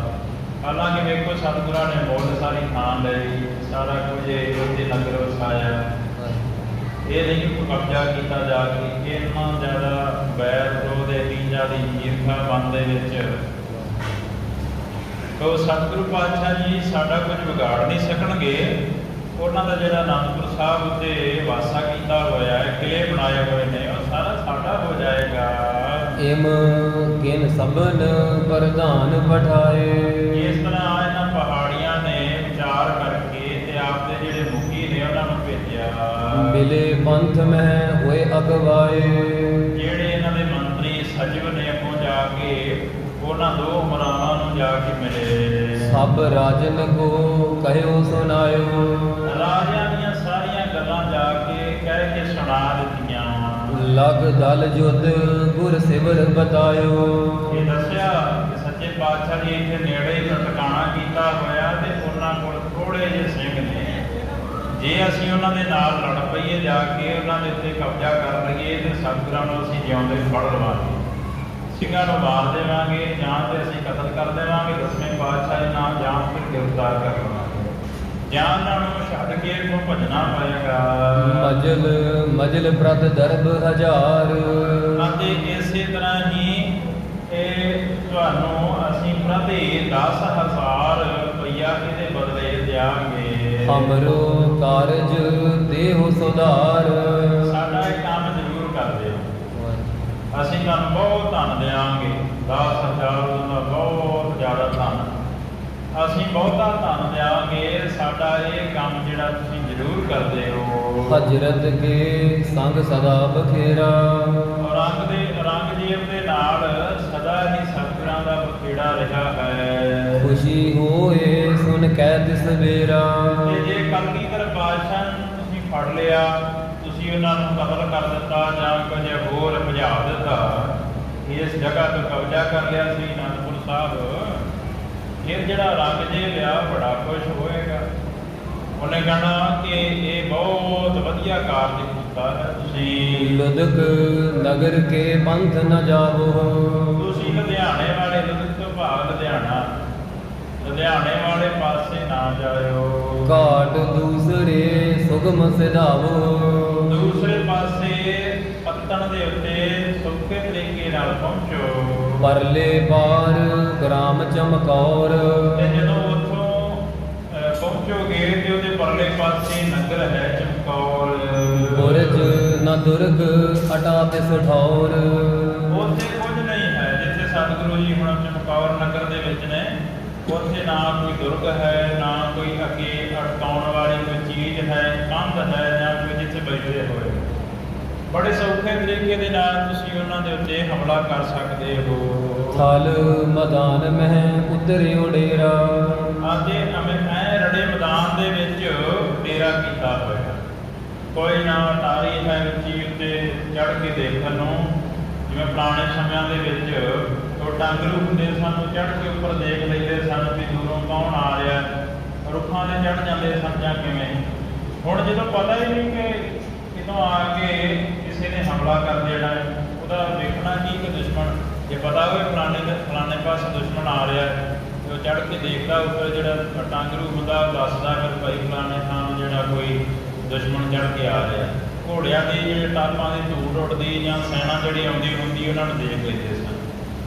ਪਰ ਇਹੋ ਜਿਹਾ ਉੱਥੇ ਕੋਈ ਵੀ ਨਹੀਂ ਸੀ, ਕਹਿੰਦੇ ਨਾ ਕੋਈ ਉੱਚੀ ਉਟਾਰੀ, ਨਾ ਕੋਈ ਇੱਥੇ ਬਹਿਣ ਖਲੋਣ ਨੂੰ ਜਗ੍ਹਾ ਹੈ ਜਿੱਥੇ ਸਤਿਗੁਰਾਂ ਨੇ ਐ ਰੜੇ ਦੇ ਉੱਤੇ ਕਹਿੰਦੇ ਡੇਰਾ ਕੀਤਾ ਹੋਇਆ ਹੈ। ਪਰ ਹੋ ਅਚਾਨਕ ਦੀਜੈ ਘੇਰਾ, ਜੇ ਤੁਸੀਂ ਜਾਓ ਤੇ ਜਾ ਕੇ ਅਚਾਨਕ ਹੀ ਘੇਰਾ ਪਾ ਲਵੋ। ਸੈਦਾ ਬੇਗ ਏਕ ਕੋ ਨਾਮ, ਸੈਦਾ ਬੇਗ ਜਿਹੜਾ ਹੈ ਇੱਕ ਉਹਨਾਂ ਦੇ ਵਿੱਚੋਂ ਨਾਂ ਹੈ ਉਹਦਾ ਅਮਰਾਵ ਦਾ। ਅਲਫ ਖਾਨ ਦੂਸਰ ਉਮਰਾਓ, ਅਲਫ ਖਾਨ ਦੂਸਰੇ ਦਾ ਨਾਮ ਹੈ, ਇਹਦਾ ਨਾਮ ਸੈਦ ਖਾਨ ਵੀ ਆਇਆ, ਇਹ ਜਿਹਨੂੰ ਸੈਦਾ ਬੇਗ ਲਿਖਿਆ ਹੋਇਆ, ਅਤੇ ਦੂਸਰੇ ਦਾ ਨਾਮ ਅਲਫ ਖਾਨ ਹੈ। ਸੁਨ ਕਰ ਦੌਨ ਲੋਭ ਕੇ ਪ੍ਰੇਰੇ, ਪਹਿਲਾਂ ਪੈਰ ਕਹਿੰਦੇ ਇਹ ਲੋਭ ਦੇ ਪ੍ਰੇਰੇ ਹੋਏ ਗਏ। ਤਿਸੀ ਪੰਥ ਮਹਿ ਪਾਇਨ ਗੇਰੇ, ਇਹਨਾਂ ਨੇ ਫਿਰ ਜਿੱਧਰ ਨੂੰ ਜਾ ਰਹੇ ਸਨ ਦਿੱਲੀ ਨੂੰ, ਇਹਨਾਂ ਨੂੰ ਉਧਰੋਂ ਆਪਣੀ ਮੁਹਾਰ ਨੂੰ ਮੋੜ ਲਿਆ, ਰਸਤਾ ਬਦਲ ਲਿਆ। ਇਹ ਜਿੱਧਰ ਸਤਿਗੁਰੂ ਸੱਚੇ ਪਾਤਸ਼ਾਹ ਜੀ ਆਪਣਾ ਟਿਕਾਣਾ ਕੀਤਾ ਆ ਉਧਰ ਨੂੰ ਮੁੜ ਪਏ। ਸੰਤੋਦਰਵ ਉਲੰਘ ਆਏ ਦਲ ਸਾਰਾ, ਸਤਲੁਜ ਦਰਿਆ ਲੰਘ ਕੇ ਸਾਰਾ ਆਪਣਾ ਰਾਮ ਲਸ਼ਕਰ ਨਾਲ ਲੈ ਕਰਕੇ ਸੁਣਿਓ ਖਾਲਸੇ ਬਜਤ ਨਗਾਰਾ, ਅਤੇ ਸਤਿਗੁਰੂ ਪਾਤਸ਼ਾਹ ਜੀ ਦੇ ਖਾਲਸੇ ਪੰਥ ਨੇ ਜਦੋਂ ਨਗਾਰਾ ਵੱਜਦਾ ਇਹਨਾਂ ਦੀ ਸੈਨਾ ਦਾ ਸੁਣਿਆ, ਇਤਨੇ ਮਹਿ ਇੱਕ ਨਰ ਚੱਲ ਆਇਓ, ਇਹਨੇ ਨੂੰ ਇੱਕ ਸਤਿਗੁਰੂ ਪਾਤਸ਼ਾਹ ਦੇ ਪ੍ਰੇਮ ਵਾਲਾ ਸਿੱਖ ਚੱਲ ਕੇ ਆਇਆ।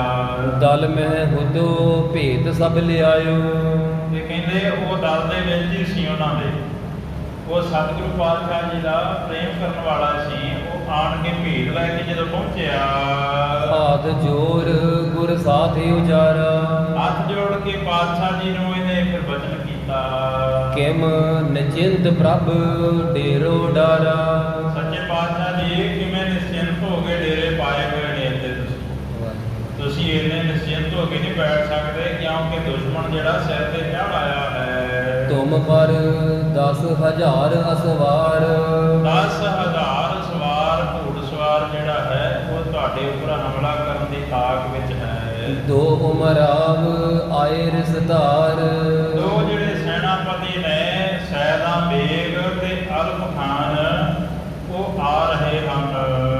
ਪਰੇਰ ਗਰੇਸ਼ਰ ਇਤਲੇ ਆਏ, ਲੈ ਕੇ ਕੌਣ ਆਇਆ? ਗਰੇਸ਼ਰ, ਜਿਹੜੇ ਪਹਾੜਾਂ ਦੇ ਰਾਜੇ ਨੇ, ਪਹਾੜੀਏ, ਉਹ ਚੋਟੀਆਂ ਦੇ ਰਹਿਣ ਵਾਲੇ, ਜਿਨ੍ਹਾਂ ਦਾ ਬਹੁਤ ਜ਼ਿਆਦਾ ਵਿਰੋਧ ਹੈ ਸੱਚੇ ਪਾਤਸ਼ਾਹ ਜੀ ਦੇ ਨਾਲ।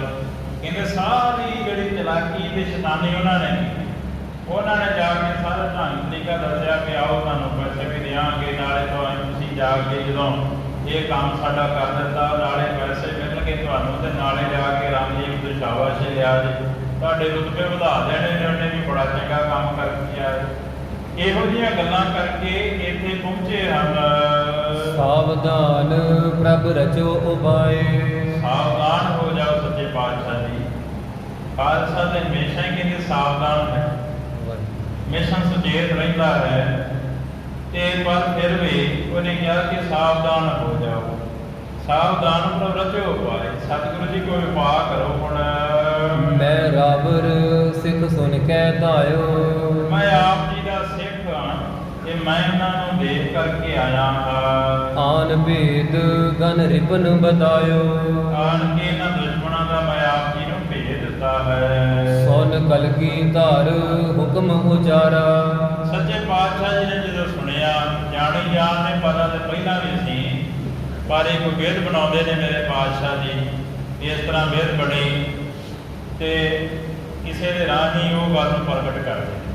ਉਹਨੇ ਆ ਕੇ ਜਦ ਦੱਸਿਆ ਵੀ ਆਹ ਗੱਲ ਬਣਨ ਲੱਗੀ, ਸਤਿਗੁਰੂ ਜੀ ਕਹਿੰਦੇ ਕਿ ਤੂੰ ਚੰਗਾ ਕੀਤਾ ਭਾਈ, ਤੇਰੇ ਤੇ ਅਸੀਂ ਖੁਸ਼ ਹਾਂ, ਹੁਕਮ ਦਿੱਤਾ। ਦੇਹੋ ਬਜਾਏ ਰਣਜੀਤ ਨਗਾਰਾ, ਖਾਲਸੇ ਨੂੰ ਹੁਕਮ ਦਿੱਤਾ ਪਾਤਸ਼ਾਹ ਜੀ ਨੇ, ਰਣਜੀਤ ਚੰਗਾਰੇ ਤੇ ਚੋਟਾਂ ਲਾਓ। ਦਾਲ ਹਯਨ ਪਰ ਜੀਨ ਉਦਾਲੇ, ਛੇਤੀ ਨਾਲ ਘੋੜਿਆਂ ਦੇ ਉੱਤੇ ਕਾਠੀਆਂ ਪਾ ਲਵੋ। ਦੁਬਕ ਖੜਗ ਤਨ ਢਾਲ ਸੰਭਾਲੇ, ਤੁਬਕਾਂ ਆਪੋ ਆਪਣੇ ਸ਼ਸਤਰ ਬੰਦੂਕਾਂ ਜਿਹੜੇ ਕਿਰਪਾਨਾਂ ਢਾਲੇ ਸਾਰੇ ਸੰਭਾਲੋ। ਸਾਵਧਾਨ ਹਵੈ ਰੋਕਿਓ ਆਗਾ, ਸਾਵਧਾਨ ਹੋ ਕੇ ਸਨੱਧਬੱਧ ਹੋ ਕੇ ਜਾ ਕੇ ਅੱਗੇ ਦੁਸ਼ਮਣ ਨੂੰ ਰੋਕੋ। ਸਿੰਘਨ ਹਿਰਦੈ ਵੀਰ ਰਸ ਜਾਗਾ, ਸੁਣ ਕਰਕੇ ਸੱਚੇ ਪਾਤਸ਼ਾਹ ਦਾ ਹੁਕਮ ਐਸੇ ਸਿੰਘ ਸੂਰਮੇ ਜਿਹੜੇ ਮਜੀਵੜੇ ਰਹਿੰਦੇ ਹਮੇਸ਼ਾ ਹੀ ਨਾਲ, ਜਿਹੜੇ ਸਾਖਸ਼ਾਤ ਕਾਲ ਦਾ ਹੀ ਰੂਪ ਨੇ, ਜੋ ਕਿ ਉਹਨਾਂ ਦੇ ਨਾਲ ਆ ਕੇ ਲੜਦਾ ਹੈ ਤੇ ਆਪਣੀ ਜਾਨ ਗਵਾ ਕੇ ਜਾਂਦਾ ਹੈ। ਐਸੇ ਜਿਹੜੇ ਸੂਰਬੀਰ ਯੋਧੇ ਭਾਈ ਉਦੈ ਸਿੰਘ ਵਰਗੇ, ਭਾਈ ਆਲਮ ਸਿੰਘ ਵਰਗੇ, ਐਸੇ ਜਿਹੜੇ ਸੂਰਮੇ ਸਨ, ਉਹਨਾਂ ਦੇ ਮਨ ਦੇ ਵਿੱਚ ਸੁਣ ਕੇ ਸੱਚੇ ਪਾਤਸ਼ਾਹ ਦਾ ਹੁਕਮ ਬੜਾ ਵੀਰਾ ਜਾਗ ਉੱਠਿਆ। ਦਲ ਮੁਕਾਬਲੇ ਦੋਨੋਂ ਹੋਏ, ਦੋਨਾਂ ਦੇ ਮੁਕਾਬਲੇ ਹੁਣ ਹੋਣੇ ਸ਼ੁਰੂ ਹੋਏ। ਗੋਚਰ ਦ੍ਰਿਸ਼ਟ ਪਰਸਪਰ ਦੋਏ, ਅਤੇ ਜਿਵੇਂ ਹੁਣ ਦੂਰੋਂ ਆਉਂਦਾ ਹੋਵੇ ਜਥਾ, ਇੱਕ ਜਿਹੜਾ ਦਲ ਆ ਰਿਹਾ ਹੈ, ਦੂਜੇ ਪਾਸੇ ਦੂਸਰਾ, ਉਹ ਪਤਾ ਲੱਗ ਜਾਂਦਾ ਆਪੋ ਸਾਹਮਣੇ ਆਉਂਦਿਆਂ ਜਦੋਂ ਇੱਕ ਦੂਜੇ ਨੂੰ ਦੇਖ ਲਿਆ। 5000 ਇੱਕ ਉਮਰਾਵ, 5000 ਜਿਹੜਾ ਉਮਰਾਵ ਸੀ, ਜਿਹਦੇ ਨਾਲ 5000 ਸੈਨਾ ਸੀ। ਸੈਦਾ ਬੇਗ ਜਿਸੀ ਕੋ ਨਾਵ, ਸਤਿਗੁਰੂ ਸੱਚੇ ਪਾਤਸ਼ਾਹ ਜੀ ਨੇ ਜਿਹਦੇ ਤੇ ਜਦੋਂ ਦ੍ਰਿਸ਼ਟੀ ਫੇਰੀ, ਸੈਦਾ ਬੇਗ ਸੀ ਉਸ ਦਾ ਨਾਮ। ਤਿੰਨ ਸਤਿਗੁਰ ਦਿਸ ਦ੍ਰਿਸ਼ਟ ਜਲਾਏ, ਉਧਰਲੇ ਪਾਸੇ ਸੱਚੇ ਪਾਤਸ਼ਾਹ ਨੇ ਕਿਰਪਾ ਦ੍ਰਿਸ਼ਟੀ ਕੀਤੀ ਫਿਰ ਉਹਦੇ ਅਤੇ ਜਦੋਂ ਉਹ ਪਹੁੰਚਿਆ ਤੇ ਉਹ ਸੱਚੇ ਪਾਤਸ਼ਾਹ ਜੀ ਦਾ ਚਰਨ ਸੇਵਕ ਬਣ ਗਿਆ, ਉਹਦੇ ਤੇ ਕਿਰਪਾ ਕੀਤੀ। ਸੋ ਇਹਦਾ ਇਹ ਵੀ ਭਾਵ ਹੈ ਕਿ ਇਹ ਸਾਰਾ ਖੇਡ ਹੀ ਖੇਡਿਆ ਕਲਗੀਧਰ ਪਾਤਸ਼ਾਹ ਜੀ ਜੇ ਚਾਹਣ ਤੇ ਕਿਰਪਾ ਦ੍ਰਿਸ਼ਟੀ ਕਰਕੇ। ਜਿਹੜਾ ਪਾਮਰ ਬੰਦਾ, ਜਿਹੜਾ ਅੰਦਰੋਂ ਦਾਨਵ ਬਿਰਤੀ ਵਾਲਾ ਬੰਦਾ ਹੈ, ਰਾਖਸ਼ ਬਿਰਤੀ ਵਾਲਾ ਬੰਦਾ ਹੈ, ਉਹਦਾ ਸੁਭਾਅ ਸੱਚੇ ਪਾਤਸ਼ਾਹ ਜੀ ਇੱਕ ਸਕਿੰਟ ਦੇ ਵਿੱਚ ਬਦਲ ਸਕਦੇ ਨੇ। ਪਰ ਇਹ ਕੋਈ ਬਹੁਤ ਚੰਗੇ ਕਰਮਾਂ ਤੇ ਪਿਛਲੇ ਭਾਗ ਹੋਣ ਦੇ ਤਾਂ ਹੁੰਦੀ ਇਹੋ ਜਿਹੀ ਖੇਡ। ਤੇ ਸਤਿਗੁਰੂ ਜੀ ਕਹਿੰਦੇ ਨੇ ਭਾਈ ਮਿਹਨਤ ਕਰਨੀ ਪਏਗੀ, ਮਿਹਨਤ ਕਰਕੇ ਤੂੰ ਇਹ ਸਾਰਾ ਕੁਝ ਕਰੇਂਗਾ। ਕਿਉਂਕਿ ਜਿਹੜੀ ਚੀਜ਼ ਕਈ ਵਾਰੀ ਜਦੋਂ ਪਿਤਾ ਪੁਰਖੀ ਜਾਇਦਾਦ ਮਿਲ ਜਾਂਦੀ ਨਾ ਕਿਸੇ ਨੂੰ, ਤੇ ਉਹ ਸਮਝਦਾ ਹੈ ਕਿ ਇਹ ਮੈਨੂੰ ਇਸੇ ਤਰ੍ਹਾਂ ਹੀ ਪ੍ਰਾਪਤ ਹੋ ਗਈ। ਉਹਦਾ ਪੁੱਤਰ ਜਿਹੜਾ ਪਿਓ ਹੁੰਦਾ ਪੁੱਤਰ ਦਾ, ਉਹ ਕਹਿੰਦਾ ਕਿ ਮੈਂ ਬੜਾ ਔਖਾ ਹੋ ਕੇ ਜਾਇਦਾਦ ਬਣਾਈ, ਇੱਕ ਇੱਕ ਪੈਸਾ ਮੈਂ ਸੰਭਾਲ ਕੇ ਰੱਖਿਆ, ਮੈਂ ਸਾਲ ਭਰ ਆਪਣਾ ਕੋਈ ਕੱਪੜਾ ਨਹੀਂ ਬਣਾਇਆ ਜਾਣਾ, ਪਰਿਵਾਰ ਨੂੰ ਵੀ ਬੜਾ ਮੈਂ ਕੰਜੂਸੀ ਦੇ ਨਾਲ ਚੱਲਿਆ, ਫਿਰ ਜਾ ਕੇ ਜਾਇਦਾਦ ਬਣੀ ਹੈ। ਆਹ ਪੈੜੀ ਬੰਨਾ ਜਿਹੜਾ ਤੂੰ ਦੇਖਦਾ, ਕਹਿੰਦਾ ਹੈ ਇਸ ਤਰ੍ਹਾਂ। ਪਰ ਕਹਿੰਦੇ ਅੱਜ ਕੱਲ੍ਹ ਦੇ ਨੌਜਵਾਨ ਸਮਝਦੇ ਫਿਰ ਵੀ ਨਹੀਂ। ਹੋ ਇਹ ਜਿਹੜੀ ਗੱਲ ਆ, ਬਖਸ਼ਿਸ਼ ਜਿਹੜੀ ਗੁਰੂ ਦੇ ਦਰ ਤੋਂ ਪ੍ਰਾਪਤ ਹੋਣੀ ਜੀ, ਇਸੇ ਤਰ੍ਹਾਂ ਜਿਹੜਾ ਆਉਂਦਾ ਲੰਘਦਾ ਮਹਾਰਾਜ ਅਰਦਾਸ ਕਰਦੇ ਆ ਤੁਹਾਡੇ ਚਰਨਾਂ 'ਚ, ਮੈਨੂੰ ਤੁਸੀਂ ਨਾਮਦਾਨ ਦੇ ਦਿਓ। ਚਲੋ ਜੀ ਨਾਮਦਾਨ ਦੇ ਦਿੱਤਾ, ਬਖਸ਼ਿਸ਼ਾਂ ਹੋ ਗਈਆਂ। ਉਹਨੂੰ ਪਤਾ ਹੀ ਨਹੀਂ, ਉਹ ਉਸ ਚੀਜ਼ ਦੀ ਵੈਲਿਊ ਨਹੀਂ ਪਾਏਗਾ ਕਿ ਇਹ ਮੈਨੂੰ ਇਸੇ ਤਰ੍ਹਾਂ ਮਿਲ ਗਈ, ਸੌਖੀ ਮਿਲ ਗਈ। ਜਦੋਂ ਘਾਲ ਕਮਾਈ ਕਰੇਗਾ ਨਾ, ਘਾਲ ਕਮਾਈ ਕਰ ਕਰਕੇ ਕਹਿ ਲਓ ਕਿ ਨੱਕ ਦੀਆਂ ਲਕੀਰਾਂ ਨਿਕਲ ਜਾਂਦੀਆਂ ਨੇ, ਕਈ ਜਨਮ ਲੱਗ ਜਾਂਦੇ ਨੇ, ਫਿਰ ਜਾ ਕੇ ਜਦੋਂ ਵਸਤੂ ਮਿਲਦੀ ਹੈ, ਹੀਰਾ ਜਿਹੜਾ ਨਿਰਮੋਲਕ ਹੀਰਾ ਨਾ, ਨਾਮ ਉਹ ਜਦੋਂ ਝੋਲੀ 'ਚ ਪੈਂਦਾ, ਫਿਰ ਉਹਦੀ ਵੈਲਿਊ ਦਾ ਪਤਾ ਹੁੰਦਾ, ਉਹਦੀ ਕੀਮਤ ਦਾ ਪਤਾ ਹੁੰਦਾ ਵੀ ਇਹ ਕਿੰਨੀ ਕੀਮਤੀ ਵਸਤੂ ਹੈ, ਕਿੰਨੀ ਮਿਹਨਤ ਤੋਂ ਬਾਅਦ ਮੈਨੂੰ ਪ੍ਰਾਪਤ ਹੋ ਗਈ। ਇਸੇ ਤਰ੍ਹਾਂ ਹੀ ਜੇ ਪ੍ਰਾਪਤ ਹੋ ਜਾਏ, ਉਹਨੇ ਦਿਰਦੀਆਂ ਸਦੀਆਂ 'ਚ ਪਰਤ ਜਾਣਾ, ਕਿਸੇ ਨੂੰ ਵਾਰ ਦੇ ਦਿੱਤਾ, ਕਿਸੇ ਨੂੰ ਸ਼ਰਾਬ ਦੇ ਦਿੱਤਾ, ਲੋਕਾਂ ਨੂੰ ਮਗਰ ਲਾਈ ਤੇ ਜਦੋਂ ਉਹ ਜਾਗਦਾ ਰਾਤਾਂ ਦੇ ਕੱਟਦਾ ਨਾ, ਚਲੀਸੇ ਕੱਟ ਕੇ, ਚੌਂਕੜੇ ਲਾ ਕੇ ਸੱਚੇ ਪਾਤਸ਼ਾਹ ਦੇ ਚਰਨਾਂ 'ਚ ਧਿਆਨ ਧਰ ਕੇ ਕਈ ਸਾਲ, ਫਿਰ ਇਹਨੂੰ ਪਤਾ ਹੈ ਵੀ ਜਿਹੜੀ ਵਸਤੂ ਆਈ ਮੇਰੇ ਕੋਲ ਬੜੀ ਔਖੀ ਆਈ, ਉਹ ਤੇ ਕਿਸੇ ਨੂੰ ਬੁਲਾਉਂਦਾ ਨਹੀਂ, ਚੁੱਪ ਹੀ ਹੋ ਜਾਂਦਾ, ਕਹਿੰਦਾ ਮੈਂ ਕੀ ਲੈਣਾ ਦੁਨੀਆਂ ਤੋਂ। ਉਹ ਇਸ ਕਰਕੇ ਕਹਿੰਦੇ ਸੱਚੇ ਪਾਤਸ਼ਾਹ ਜੀ ਨੇ ਜਦੋਂ ਕਿਰਪਾ ਦ੍ਰਿਸ਼ਟੀ ਕਰ ਦਿੱਤੀ ਸੈਦ ਖਾਂ ਵਾਲੇ ਪਾਸੇ, ਤਤਸ਼ਨ ਹਿਰਦੇ ਸਮਦ ਹੋਏ ਆਏ, ਉਹਨੂੰ ਤਤਸ਼ਨ ਹੀ ਪ੍ਰਗਾਸ ਹੋ ਗਿਆ। ਜਾਗ ਪਰੈ ਪੂਰਬਲੇ ਭਾਗਾ, ਉਹਦੇ ਪੂਰਬਲੇ ਭਾਗ ਜਾਗ ਪਏ। ਕੋਈ ਪੂਰਬਲਾ ਕਰਮ ਐਸਾ ਜਾਗ ਪਿਆ। ਇਹ ਵੀ ਮੰਨਿਆ ਜਾਂਦਾ ਹੈ ਜਿਵੇਂ ਇਹਦੇ ਨਾ ਪੂਰਬਲੇ ਭਾਗ ਨੇ, ਜਿਹੜੇ ਪੂਰਬਲੇ ਜਿਹੜੇ ਕਰਮ ਨੇ, ਸਾਡਾ ਅੱਜ ਦਾ ਜੀਵਨ ਜਿਹੜਾ ਸੰਚਿਤ ਕਰਮਾਂ ਦੇ ਬੇਸ ਤੇ ਚੱਲਦਾ ਹੈ। ਕਿ ਸੰਚਿਤ ਕਰਮ ਕਿਹੋ ਜਿਹੇ ਸਾਨੂੰ ਸਾਡੇ ਪਿਛਲੇ, ਉਸ ਦੇ ਅਕੋਰਡਿੰਗ ਸਾਨੂੰ ਆਹ ਜਨਮ ਦੇ ਵਿੱਚ ਸਾਡੀ ਜਿਹੜੀ ਅੱਗੇ ਜਿਹੜੀ ਜੀਵਨ ਯਾਤਰਾ ਬਣਦੀ। ਜਿਵੇਂ ਕਹਿੰਦੇ ਕਿ ਕੋਈ ਮਕੈਨਿਕ ਬਣਨਾ ਚਾਹੁੰਦਾ, ਬੜੀ ਉਹਦੀ ਇੱਛਾ ਕਿ ਮੈਂ ਆਹ ਚੀਜ਼ ਬਣਨਾ, ਮੈਂ ਇੰਜੀਨੀਅਰ ਬਣਨਾ, ਮੈਂ ਡਾਕਟਰ ਬਣਨਾ। ਆਪਾਂ ਕਹਿੰਦੇ ਨਾ ਕਈ ਵਾਰੀ ਮਾਂ ਪਿਓ ਨੂੰ ਤਾਂ ਪੜ੍ਹਾਈ ਦਾ ਪਤਾ ਨਹੀਂ ਸੀ, ਬੱਚਾ ਡਾਕਟਰ ਬਣ ਗਿਆ। ਕਹਿੰਦੇ ਉਹਦੇ 'ਚ ਸੰਭਾਵਨਾ ਬਹੁਤ ਹੈ ਕਿ ਉਹਦੇ ਪੂਰਬਲੇ ਕਰਮ ਹੋਣਗੇ ਕਿ ਪਿੱਛੇ ਵੀ ਉਹਨੇ ਇਹੀ ਕੰਮ ਹੀ ਕੀਤਾ। ਸੋ ਇਹ ਚੀਜ਼ਾਂ ਜਿਹੜੀਆਂ ਇਹ ਬਹੁਤ ਮੈਟਰ ਕਰਦੀਆਂ ਨੇ ਸਾਡੇ ਜੀਵਨ ਦੇ ਵਿੱਚ। ਜਦੋਂ ਕੋਈ ਗੁਰਮੁਖ ਪਿਆਰਾ ਇਸ ਰਸਤੇ ਲੰਘਦਾ ਹੈ, ਇਸ ਮੰਜ਼ਿਲ ਦੇ ਇਹ ਪਹੁੰਚਣ ਦੀ ਕੋਸ਼ਿਸ਼ ਕਰਦਾ, ਜਦੋਂ ਅੰਤਰਮੁਖੀ ਹੋ ਜਾਂਦਾ ਬਹੁਤ ਕੁਝ ਲੱਭਦਾ ਫਿਰ। ਸਤਿਗੁਰੂ ਜੀ ਕਹਿੰਦੇ ਨੇ ਅੰਦਰ ਹੀਰੇ ਰਤਨ ਜਵਾਹਰ ਭਰੇ ਪਏ ਨੇ। ਜੇ ਤੁਸੀਂ ਆਪਣੀ ਬੁੱਧੀ ਨੂੰ ਅੰਤਰਮੁਖੀ ਕਰੋਗੇ ਨਾ, ਆਪਣੀ ਸੁਰਤ ਨੂੰ ਉਲਟਾ ਲਓਗੇ, ਅੰਦਰ ਬਹੁਤ ਕੁਝ ਪਿਆ ਹੋਇਆ। ਖੋਜ ਕਰੀ ਜਾਓ, ਲੱਭਦਾ ਜਾਏਗਾ। ਸਤਿਗੁਰੂ ਪਾਤਸ਼ਾਹ ਜੀ ਨੇ ਜਦੋਂ ਕਿਰਪਾ ਦ੍ਰਿਸ਼ਟੀ ਕੀਤੀ, ਇਹਦੇ ਜਿਹੜੇ ਭਾਗ ਸਨ ਉਹ ਜਦੋਂ ਜਾਗੇ ਹਨ। ਸੁਪਤ ਉਠਿਓ ਜਿਮ ਲਗ ਅਨੁਰਾਗਾ। ਸੁੱਤਾ ਜਾਗ ਪਿਆ ਹੁੰਦਾ ਨਾ, ਜਿਵੇਂ ਕੋਈ ਸੁੱਤੇ ਪਿਆ ਨੂੰ ਕੋਈ ਹਲੂਣਾ ਦਵੇ, ਉੱਠ ਭਾਈ ਲੰਘਦਾ ਜਾਂਦਾ ਸਮਾਂ, ਹੁਣ ਜੇ ਤੂੰ ਨਾਮ ਜਪ ਲੈ, ਭਗਤੀ ਕਰ ਲੈ। ਕਹਿੰਦੇ ਉੱਠਦਾ ਹੈ ਕਿ ਵਾਰੀ ਕਿ ਹਾਂ ਮੈਂ ਤਾਂ ਬੜੇ ਚਿਰ ਦਾ ਸੁੱਤਾ ਪਿਆ। ਕਈ ਵਾਰ ਜਦੋਂ ਕਿਰਪਾ ਹੁੰਦੀ ਬੜਾ ਪਛਤਾਵਾ ਹੁੰਦਾ ਮਨ ਦੇ ਵਿੱਚ ਕਿ ਪਿਛਲਾ ਜਿਹੜਾ ਜੀਵਨ ਸੀ, ਕਿੰਨੇ ਸਾਲ ਹੀ ਮੈਂ ਇਸ ਤਰ੍ਹਾਂ ਗਵਾ ਦਿੱਤੇ। ਆਹ ਮੈਂ ਕਰਮ ਕੀਤਾ ਹੀ ਨਹੀਂ ਜਿਹੜਾ ਹੁਣ ਮੈਨੂੰ ਪਾਤਸ਼ਾਹ ਜੀ ਜਿਸ ਪਾਸੇ ਲਾਇਆ। ਖੈਰ ਉਹ ਵੀ ਵੱਡੇ ਭਾਗ ਹੁੰਦੇ ਨੇ ਜਦੋਂ ਕਿਸੇ ਨੂੰ ਸੋਝੀ ਆ ਜਾਂਦੀ। ਜਦੋਂ ਕੋਈ ਸੁੱਤਾ ਹੋਇਆ ਸੁੱਤ ਉੱਠਿਓ ਜਿਮ ਲੱਗ ਅਨੁਰਾਗਾ, ਤੇ ਨਾਲ ਹੀ ਪ੍ਰੇਮ ਲੱਗ ਗਿਆ। ਜਦੋਂ ਵੱਡੇ ਭਾਗ ਜਾਗੇ, ਪ੍ਰੇਮ ਲੱਗ ਗਿਆ ਅੰਦਰ ਸਤਿਗੁਰੂ ਪਾਤਸ਼ਾਹ ਦੇ ਚਰਨਾਂ ਦਾ।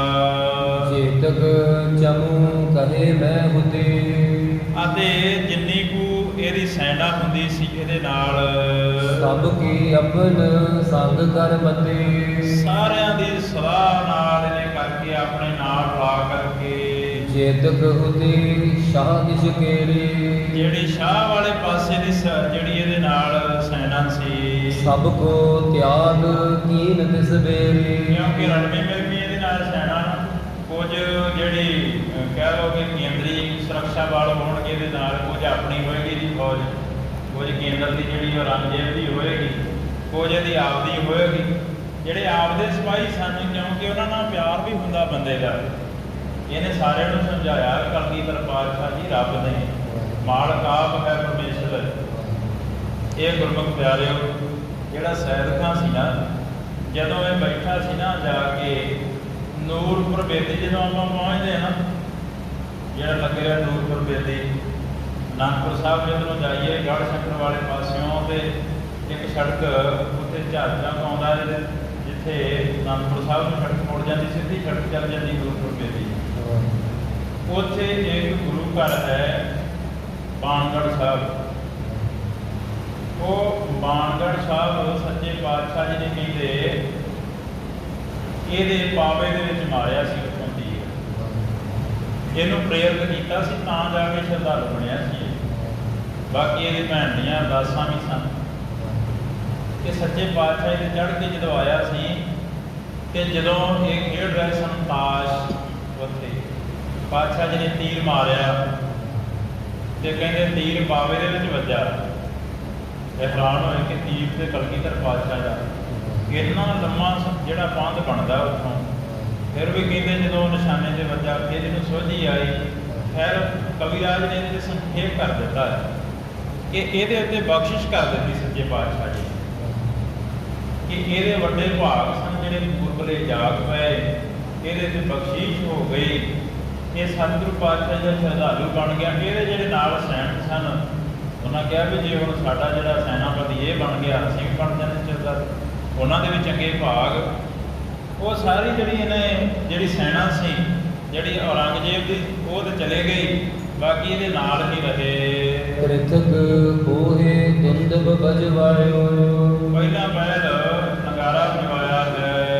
ਸਨੇ ਸਨੇ ਸੰਗਰਾਮ ਮਚਾਇਓ। ਹੌਲੀ ਹੌਲੀ ਜੰਗ ਮਚਿਆ। ਜਬ ਘਮੰਡ ਕੀ ਮਚੀ ਲੜਾਈ, ਜਦੋਂ ਕਹਿੰਦੇ ਬਹੁਤ ਜ਼ਿਆਦਾ ਜ਼ੋਰ ਦੀ ਲੜਾਈ ਮਚੀ, ਜਵਾਲਾ ਬੰਬੜੀ ਬ੍ਰਿੰਦ ਚਲਾਈ, ਬੰਦੂਕਾਂ ਬਹੁਤ ਜ਼ਿਆਦੀਆਂ ਚੱਲੀਆਂ। ਫੇਰ ਹੈਨ ਕੋ ਸਿੰਘ ਪਰਹਾਰੈ, ਜਿਹੜੇ ਸਿੰਘ ਨੇ ਘੋੜਿਆਂ ਨੂੰ ਦਬਾਉਂਦੇ ਹਨ, ਭਜਾਉਂਦੇ ਹਨ। ਤਥਾ ਤੁਰਕ ਸਨਮੁਖ ਹਵੈ ਮਾਰੈ, ਜਿਹੜਾ ਅਲਫ ਖਾਨ ਆ ਉਹ ਵੀ ਤੁਰਿਆ ਫਿਰਦਾ ਆਪਣੀ ਸੈਨਾ ਲੈ ਕੇ। ਫਿਰ ਉਹ ਤੇ ਇਹਨੇ ਸ਼ਰਧਾਲੂ ਬਣਿਆ ਸੱਚੇ ਪਾਤਸ਼ਾਹ ਦਾ। ਇਸ ਕਰਕੇ ਜਿਹੜੇ ਇਹ ਤੁਰਕ ਨੇ ਉਹਨਾਂ ਨੂੰ ਮਾਰਦੇ ਹਨ। ਸੁਕਟ ਤੁਰੰਗ ਅੰਗ ਲਗ ਗੋਰੀ, ਜਿਹੜੇ ਇਹ ਸੁਕਟ ਤੁਰੰਗ ਅੰਗ ਲਗ ਗੋਰੀ, ਜਿਹੜੇ ਘੋੜੇ ਨੇ ਉਹਨਾਂ ਦੇ ਸਰੀਰਾਂ ਦੇ ਉੱਤੇ ਜਿਹੜੀਆਂ ਬੰਦੂਕਾਂ ਦੀਆਂ ਗੋਲੀਆਂ ਲੱਗਦੀਆਂ ਹਨ। ਗਿਰਹਿ ਧਰਨ ਪਰ ਮੁਖ ਨਹਿ ਮੋਰੀ, ਧਰਤੀ ਤੇ ਡਿੱਗ ਪੈਂਦੇ ਨੇ ਪਰ ਜੰਗ ਲੜਨ ਵਾਲੇ ਪਾਸੇ ਮੁੱਖ ਨਹੀਂ ਮੋੜਦੇ। ਜਿਸ ਦੋਇਲ ਤੇ ਟਿਕੀ ਲੜਾਈ, ਦੋਵਾਂ ਪਾਸਿਆਂ ਤੋਂ ਲੜਾਈ ਐ ਟਕਾ ਕੇ ਹੋ ਰਹੀ ਹੈ।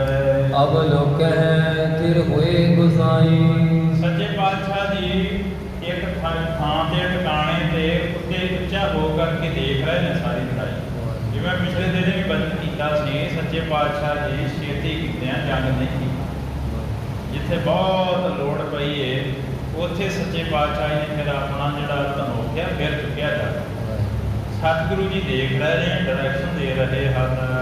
ਨਹੀਂ ਪਰਹਾਰ ਸਰਨ ਕੋ ਕਰੈ, ਤੀਰਾਂ ਦਾ ਵਾਰ ਨਹੀਂ ਕਰਦੇ ਪਏ। ਗਾਡੇ ਹੋਏ ਖਾਲਸਾ ਲੜੈ, ਜਿਹੜੇ ਖਾਲਸੇ ਨੇ, ਕਿਉਂਕਿ ਸੱਚੇ ਪਾਤਸ਼ਾਹ ਜੀ ਨੇ ਖਾਲਸੇ ਨੂੰ ਵੀ ਆਪਣਾ ਰੂਪ ਵੀ ਆਖਿਆ, ਤੇ ਜੇ ਉਹ ਅੱਗੇ ਗੂੜ ਵਿਚਾਰ ਜਾਣਗੇ ਤੇ ਖਾਲਸਾ ਵੀ ਆਪ ਹੋ ਕੇ ਸੱਚੇ ਪਾਤਸ਼ਾਹ ਜੀ ਲੜਦਾ ਹੈ। ਜੇ ਉਹ ਕਹਿੰਦੇ ਨਾ ਮਹਾਂਭਾਰਤ ਦੇ ਵਿੱਚ ਬਰਬਰੀਕ ਸੀ ਜਿਹੜਾ, ਉਹਦਾ ਸਿਰ ਵੱਢ ਲਿਆ ਸੀ, ਜਿਹੜਾ ਐਸਾ ਸੂਰਮਾ ਸੀ, ਇਹਨੂੰ ਕਿਹਾ ਵੀ ਤੂੰ ਤੇਰੇ 'ਚ ਕਿੰਨਾ ਕੁ ਬਾੜਿਆ। ਤੇ ਕ੍ਰਿਸ਼ਨ ਜੀ ਨੇ ਕਹਿੰਦੇ ਪੱਤਾ ਆਪਣੇ ਪੈਰ ਹੇਠ ਰੱਖ ਲਿਆ ਹੈ। ਉਹ ਕਹਿੰਦਾ ਕਿ ਕੋਈ ਗੱਲ ਨਹੀਂ। ਉਹਨੇ ਜਦੋਂ ਇੱਕ ਰੁੱਖ ਦੇ ਕਹਿੰਦੇ ਤੀਰ ਮਾਰਿਆ, ਸਾਰੇ ਕਹਿੰਦੇ ਪੱਤੇ ਵਿੰਨੇ ਗਏ। ਤੇ ਜਦੋਂ ਕ੍ਰਿਸ਼ਨ ਜੀ ਨੇ ਥੱਲੇ ਉਹ ਪੱਤਾ ਕੱਢਿਆ, ਉਹਦੇ ਵਿੱਚ ਵੀ ਛੇਕ ਹੋਇਆ। ਕਹਿੰਦਾ ਮੈਂ ਜਿਹੜਾ ਕੋਈ ਮਾੜਾ ਹੋਇਆ ਨਾ ਉਹਦੇ ਪਾਸੇ ਵਿੱਚ ਹੋ ਕੇ ਮੈਂ ਲੜਾਂਗਾ। ਕ੍ਰਿਸ਼ਨ ਜੀ ਨੇ ਕਿਹਾ ਕਿ ਸੋਚਿਆ ਕਿ ਇਹ ਤਾਂ ਸਾਰਿਆਂ ਦਾ ਨਾਸ਼ ਕਰ ਦੇਗਾ। ਫਿਰ ਉਹਦਾ ਕਿਸੇ ਹਿਸਾਬ ਦੇ ਨਾਲ ਭਿੱਖਿਆ ਦੇ ਰੂਪ ਦੇ ਵਿੱਚ ਛੜ ਕਰਕੇ ਉਹਦਾ ਵੀ ਸਿਰ ਮੰਗ ਲਿਆ ਸੀ। ਉਹਨੂੰ ਜਦੋਂ ਫਿਰ ਐਂਡ ਤੇ ਜਾ ਕੇ ਪੁੱਛਿਆ ਵੀ ਤੂੰ ਕੀ ਦੇਖਿਆ ਸਾਰੇ ਜੰਗ ਦੇ ਵਿੱਚ, ਉਹ ਕਹਿੰਦਾ ਮੈਂ ਤਾਂ ਇਹ ਦੇਖਿਆ ਵੀ ਸਾਰੇ ਪਾਸੇ ਕ੍ਰਿਸ਼ਨ ਜੀ ਲੜ ਰਹੇ ਸਨ, ਮੈਨੂੰ ਨਹੀਂ ਕਿਤੇ ਲੱਗਾ ਕਿ ਕੋਈ ਹੋਰ ਕੋਈ ਲੜਦਾ। ਇਸੇ ਤਰ੍ਹਾਂ ਹੀ ਇਹ ਜਿਹੜੇ ਜੰਗ ਨੇ, ਧਰਮ ਯੁੱਧ ਮੋਰਚੇ ਜਿੰਨੇ ਵੀ ਸਤਿਗੁਰੂ ਸੱਚੇ ਪਾਤਸ਼ਾਹ ਜੀ ਨੇ ਲੜੇ ਨੇ, ਹਾਂ ਸਿੰਘਾਂ ਦੇ ਰੂਪ ਦੇ ਵਿੱਚ ਸੱਚੇ ਪਾਤਸ਼ਾਹ ਨੇ ਸਾਰੀ ਸ਼ਕਤੀ ਉਹਨਾਂ ਨੂੰ ਦਿੱਤੀ। ਭਾਈ ਬਚਿੱਤਰ ਸਿੰਘ ਜੀ ਨਾਗਣੀ ਲੈ ਕੇ ਜਦੋਂ ਗਏ ਨੇ ਤੇ ਉਹ ਸਾਰਾ ਪ੍ਰਸੰਗ ਆਪ ਜੀ ਨੇ ਸਰਵਣ ਕੀਤਾ ਹੈ ਕਿ ਸੱਚੇ ਪਾਤਸ਼ਾਹ ਜੀ ਆਹ ਜਿਹੜਾ ਹਾਥੀ ਆ ਇਹਦੀ ਕਿਹੜੀ ਗੱਲ ਹੈ, ਜੇ ਤੁਸੀਂ ਮੈਨੂੰ ਬਖਸ਼ਿਸ਼ ਕਰੋ, ਕਿਰਪਾ ਕਰੋ। ਇਹ ਆਵਤ ਹਾਥੀ ਜਿਹੜਾ ਸਵਰਗ ਦੇ ਵਿੱਚ ਇੰਦਰ ਦੇ ਕੋਲ ਮੰਨਿਆ ਗਿਆ, ਕਈ ਸੁੰਡਾਂ ਵਾਲਾ ਦੇ ਬੜਾ ਤਗੜਾ ਮੰਨਿਆ ਜਾਂਦਾ, ਕਹਿੰਦੇ ਉਹਨੂੰ ਵੀ ਮੈਂ ਸੁੰਡ ਤੋਂ ਫੜ ਕੇ ਹੇਠਾਂ ਖਿੱਚ ਲਿਆਵਾਂਗਾ। ਇਸ ਕਰਕੇ ਸਾਰੀ ਸ਼ਕਤੀ, ਸਾਰੀ ਕਿਰਪਾ ਕਲਗੀਧਰ ਪਾਤਸ਼ਾਹ ਜੀ। ਕੋਈ ਬੰਦਾ ਕਿਸੇ ਪਸ਼ੂ ਨਾਲ ਥੋੜ੍ਹਾ ਲੜ ਸਕਦਾ, ਕਿਉਂਕਿ ਉਹਦਾ ਸਰੀਰ ਹੀ ਨਹੀਂ ਬਣਿਆ। ਹਾਂ ਕਹਿ ਲਈਏ ਕਿ ਛੋਟਾ ਹੋਏਗਾ ਉਹਦੇ ਨਾਲ ਲੜ ਪਾਵਾਂਗੇ। ਇੱਕ ਖੂਨੀ ਹਾਥੀ ਇੰਨਾ ਬਲ ਵਾਲਾ, ਉਹਦੇ ਨਾਲ ਜਾ ਕੇ ਲੜਨਾ। ਜਿੰਨੀਆਂ ਮਰਜ਼ੀ ਤੁਸੀਂ ਉਦਾਹਰਨਾਂ ਦਿੰਦੀ ਜਾਓ, ਤੇ ਕਈ ਵਾਰੀ ਸਾਡੇ ਮਨ ਦੇ ਵਿੱਚ ਇਹ ਸ਼ੰਕਾ ਤੇ ਇਹ ਸਾਡੇ ਮਨ ਦੇ ਵਿੱਚ ਸੰਗ ਵੀ ਆ ਜਾਂਦੀ ਵੀ ਦੱਸਣ ਲੱਗਿਆ ਕੀ ਦੱਸੀਏ। ਜਿਵੇਂ ਅੱਜ ਕੱਲ੍ਹ ਚੱਲਦਾ ਪਿਆ ਵੀ ਬੰਦਾ ਇੱਕ ਹਾਥੀ ਨਾਲ ਲੜ ਪਿਆ ਤੇ ਹਾਥੀ ਨੂੰ ਭਜਾ ਦਿੰਦਾ। ਤੋ ਗੁਰਮੁਖ ਪਿਆਰਿਓ, ਇਹ ਆ ਸਾਡੇ ਅੰਦਰ ਤਰਕ, ਇਹ ਵਿਕਲਪ ਆਉਂਦਾ ਜਦੋਂ ਸਾਡੇ ਅੰਦਰ ਨਾ ਮੰਨੇ ਕੋਈ। ਕਬੀਰ ਸਾਹਿਬ ਕਹਿੰਦੇ ਨਾ, ਕਹੇ ਕਬੀਰ ਮਨ ਮਾਨਿਆ, ਮਨ ਮਾਨਿਆ ਤਾਂ ਹਰ ਜਾਣਿਆ, ਮਨ ਮਾਨੇ ਲੋਕ ਨਾ ਭਤੀਜਾ, ਨਾ ਭਤੀਜਾ ਤਾਂ ਕਿਆ ਕੀਜੈ। ਕਹਿੰਦੇ ਮੇਰਾ ਮਨ ਮੰਨ ਗਿਆ ਗੁਰੂ ਦੇ ਨਾਲ, ਹੁਣ ਮੈਂ ਸਾਰਾ ਕੁਝ ਜਾਣ ਲਿਆ। ਉਹ ਕਹਿੰਦੇ ਲੋਕਾਂ ਨੇ ਨਹੀਂ ਇਸ ਗੱਲ ਸਮਝਣੀ, ਲੋਕਾਂ ਨੂੰ ਨਹੀਂ ਇਹ ਗੱਲ ਦਾ ਸਵਾਲ ਆਉਣਾ। ਕਹਿੰਦੇ ਨਹੀਂ ਆਉਣਾ ਤੇ ਫਿਰ ਨਾ ਆਵੇ, ਮੈਂ ਕੀ ਕਰ ਸਕਦਾ। ਨਹੀਂ ਮੰਨਦੇ, ਨਾ ਮੰਨਣ, ਫਿਰ ਕਹਿੰਦੇ ਮੈਂ ਤਾਂ ਵੇਖ ਲਿਆ ਅੱਖਾਂ ਦੇ ਨਾਲ। ਮਨ ਮਾਨੇ ਲੋਕ ਨਾ ਭਤੀਜਾ, ਨਾ ਭਤੀਜਾ ਤਾਂ ਕਿਆ ਕੀਜੈ, ਫਿਰ ਮੈਂ ਕੀ ਕਰਨਾ। ਨਹੀਂ ਮੰਨਦੇ ਨਾਮ, ਮੇਰਾ ਤਾਂ ਕੰਮ ਹੈ ਹੋਕਾ ਦੇਣਾ। ਮੇਰੇ ਗੱਲ ਦੇ ਵਿੱਚ ਅਕਾਲ ਪੁਰਖ ਨੇ ਢੋਲ ਪਾਇਆ ਕਿ ਅਕਾਲ ਪੁਰਖ ਵਾਹਿਗੁਰੂ ਦਾ ਜਿਹੜਾ ਨਾਮ, ਉਹਦੇ ਬਾਰੇ ਤੂੰ ਸਾਰਿਆਂ ਨੂੰ ਦੱਸ ਵੀ ਉੱਥੇ ਆਹ ਖੇਡਾਂ ਹੁੰਦੀਆਂ ਪਈਆਂ ਨੇ ਭਾਈ, ਇੱਕ ਵੱਖਰੀ ਦੁਨੀਆ ਹੈ। ਉਹ ਬਖਸ਼ਿਸ਼ਾਂ ਦਾ ਦਰ ਖੋਲ੍ਹ ਦਿੰਦਾ ਜਦੋਂ ਤੁਸੀਂ ਉਹਨੂੰ ਯਾਦ ਕਰਦੇ ਜੇ। ਪਰ ਕਹਿੰਦੇ ਜੇ ਨਹੀਂ ਮੰਨਦੇ ਤੇ ਹੁਣ ਕੀ ਕਰੀਏ? ਜਿਹੜਾ ਨਹੀਂ ਮੰਨਦਾ ਨਾ ਮੰਨੇ। ਕੋਈ ਜ਼ਰੂਰੀ ਨਹੀਂ ਕਿ ਸਾਰਾ ਸੰਸਾਰ ਹਰ ਇੱਕ ਤੁਹਾਡੇ ਨਾਲ ਸਹਿਮਤ ਹੋਵੇ। ਜਿਹੜਾ ਕੋਈ ਨਹੀਂ ਹੁੰਦਾ ਉਹਨੂੰ ਕਹਿ ਤੇਰੀ ਆਪਦੀ ਦੁਨੀਆ ਮੇਰਾ ਆਪਦਾ ਜਿਹੜਾ ਸ਼ਰਧਾ ਦਾ ਰਾਹ ਹੈ। ਇਸ ਕਰਕੇ ਗੁਰਮੁਖ ਪਿਆਰਿਓ, ਸੱਚੇ ਪਾਤਸ਼ਾਹ ਆਪ ਖਲੋਤੇ ਹੋਏ ਨੇ ਉੱਚੀ ਜਗ੍ਹਾ ਦੇ ਉੱਤੇ, ਤੀਰਲੀਆਂ ਜੇ ਚਲਾ ਰਹੇ, ਖਾਲਸਾ ਲੜ ਰਿਹਾ ਹੈ। ਬੜਾ ਗੂੜ ਜਿਹੜਾ ਜੰਗ ਹੋ ਰਿਹਾ ਹੈ।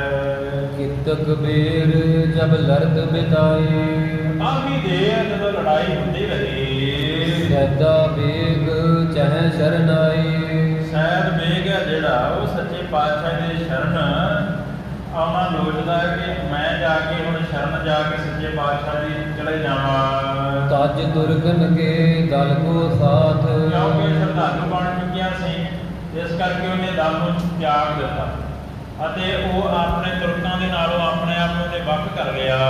ਮਿਲਿਓ ਖਾਲਸੇ ਸਨ ਕਹਿ ਗਾਥ, ਤੇ ਜਾ ਕੇ ਖਾਲਸੇ ਪੰਥ ਨਾਲ ਮਿਲ ਗਿਆ।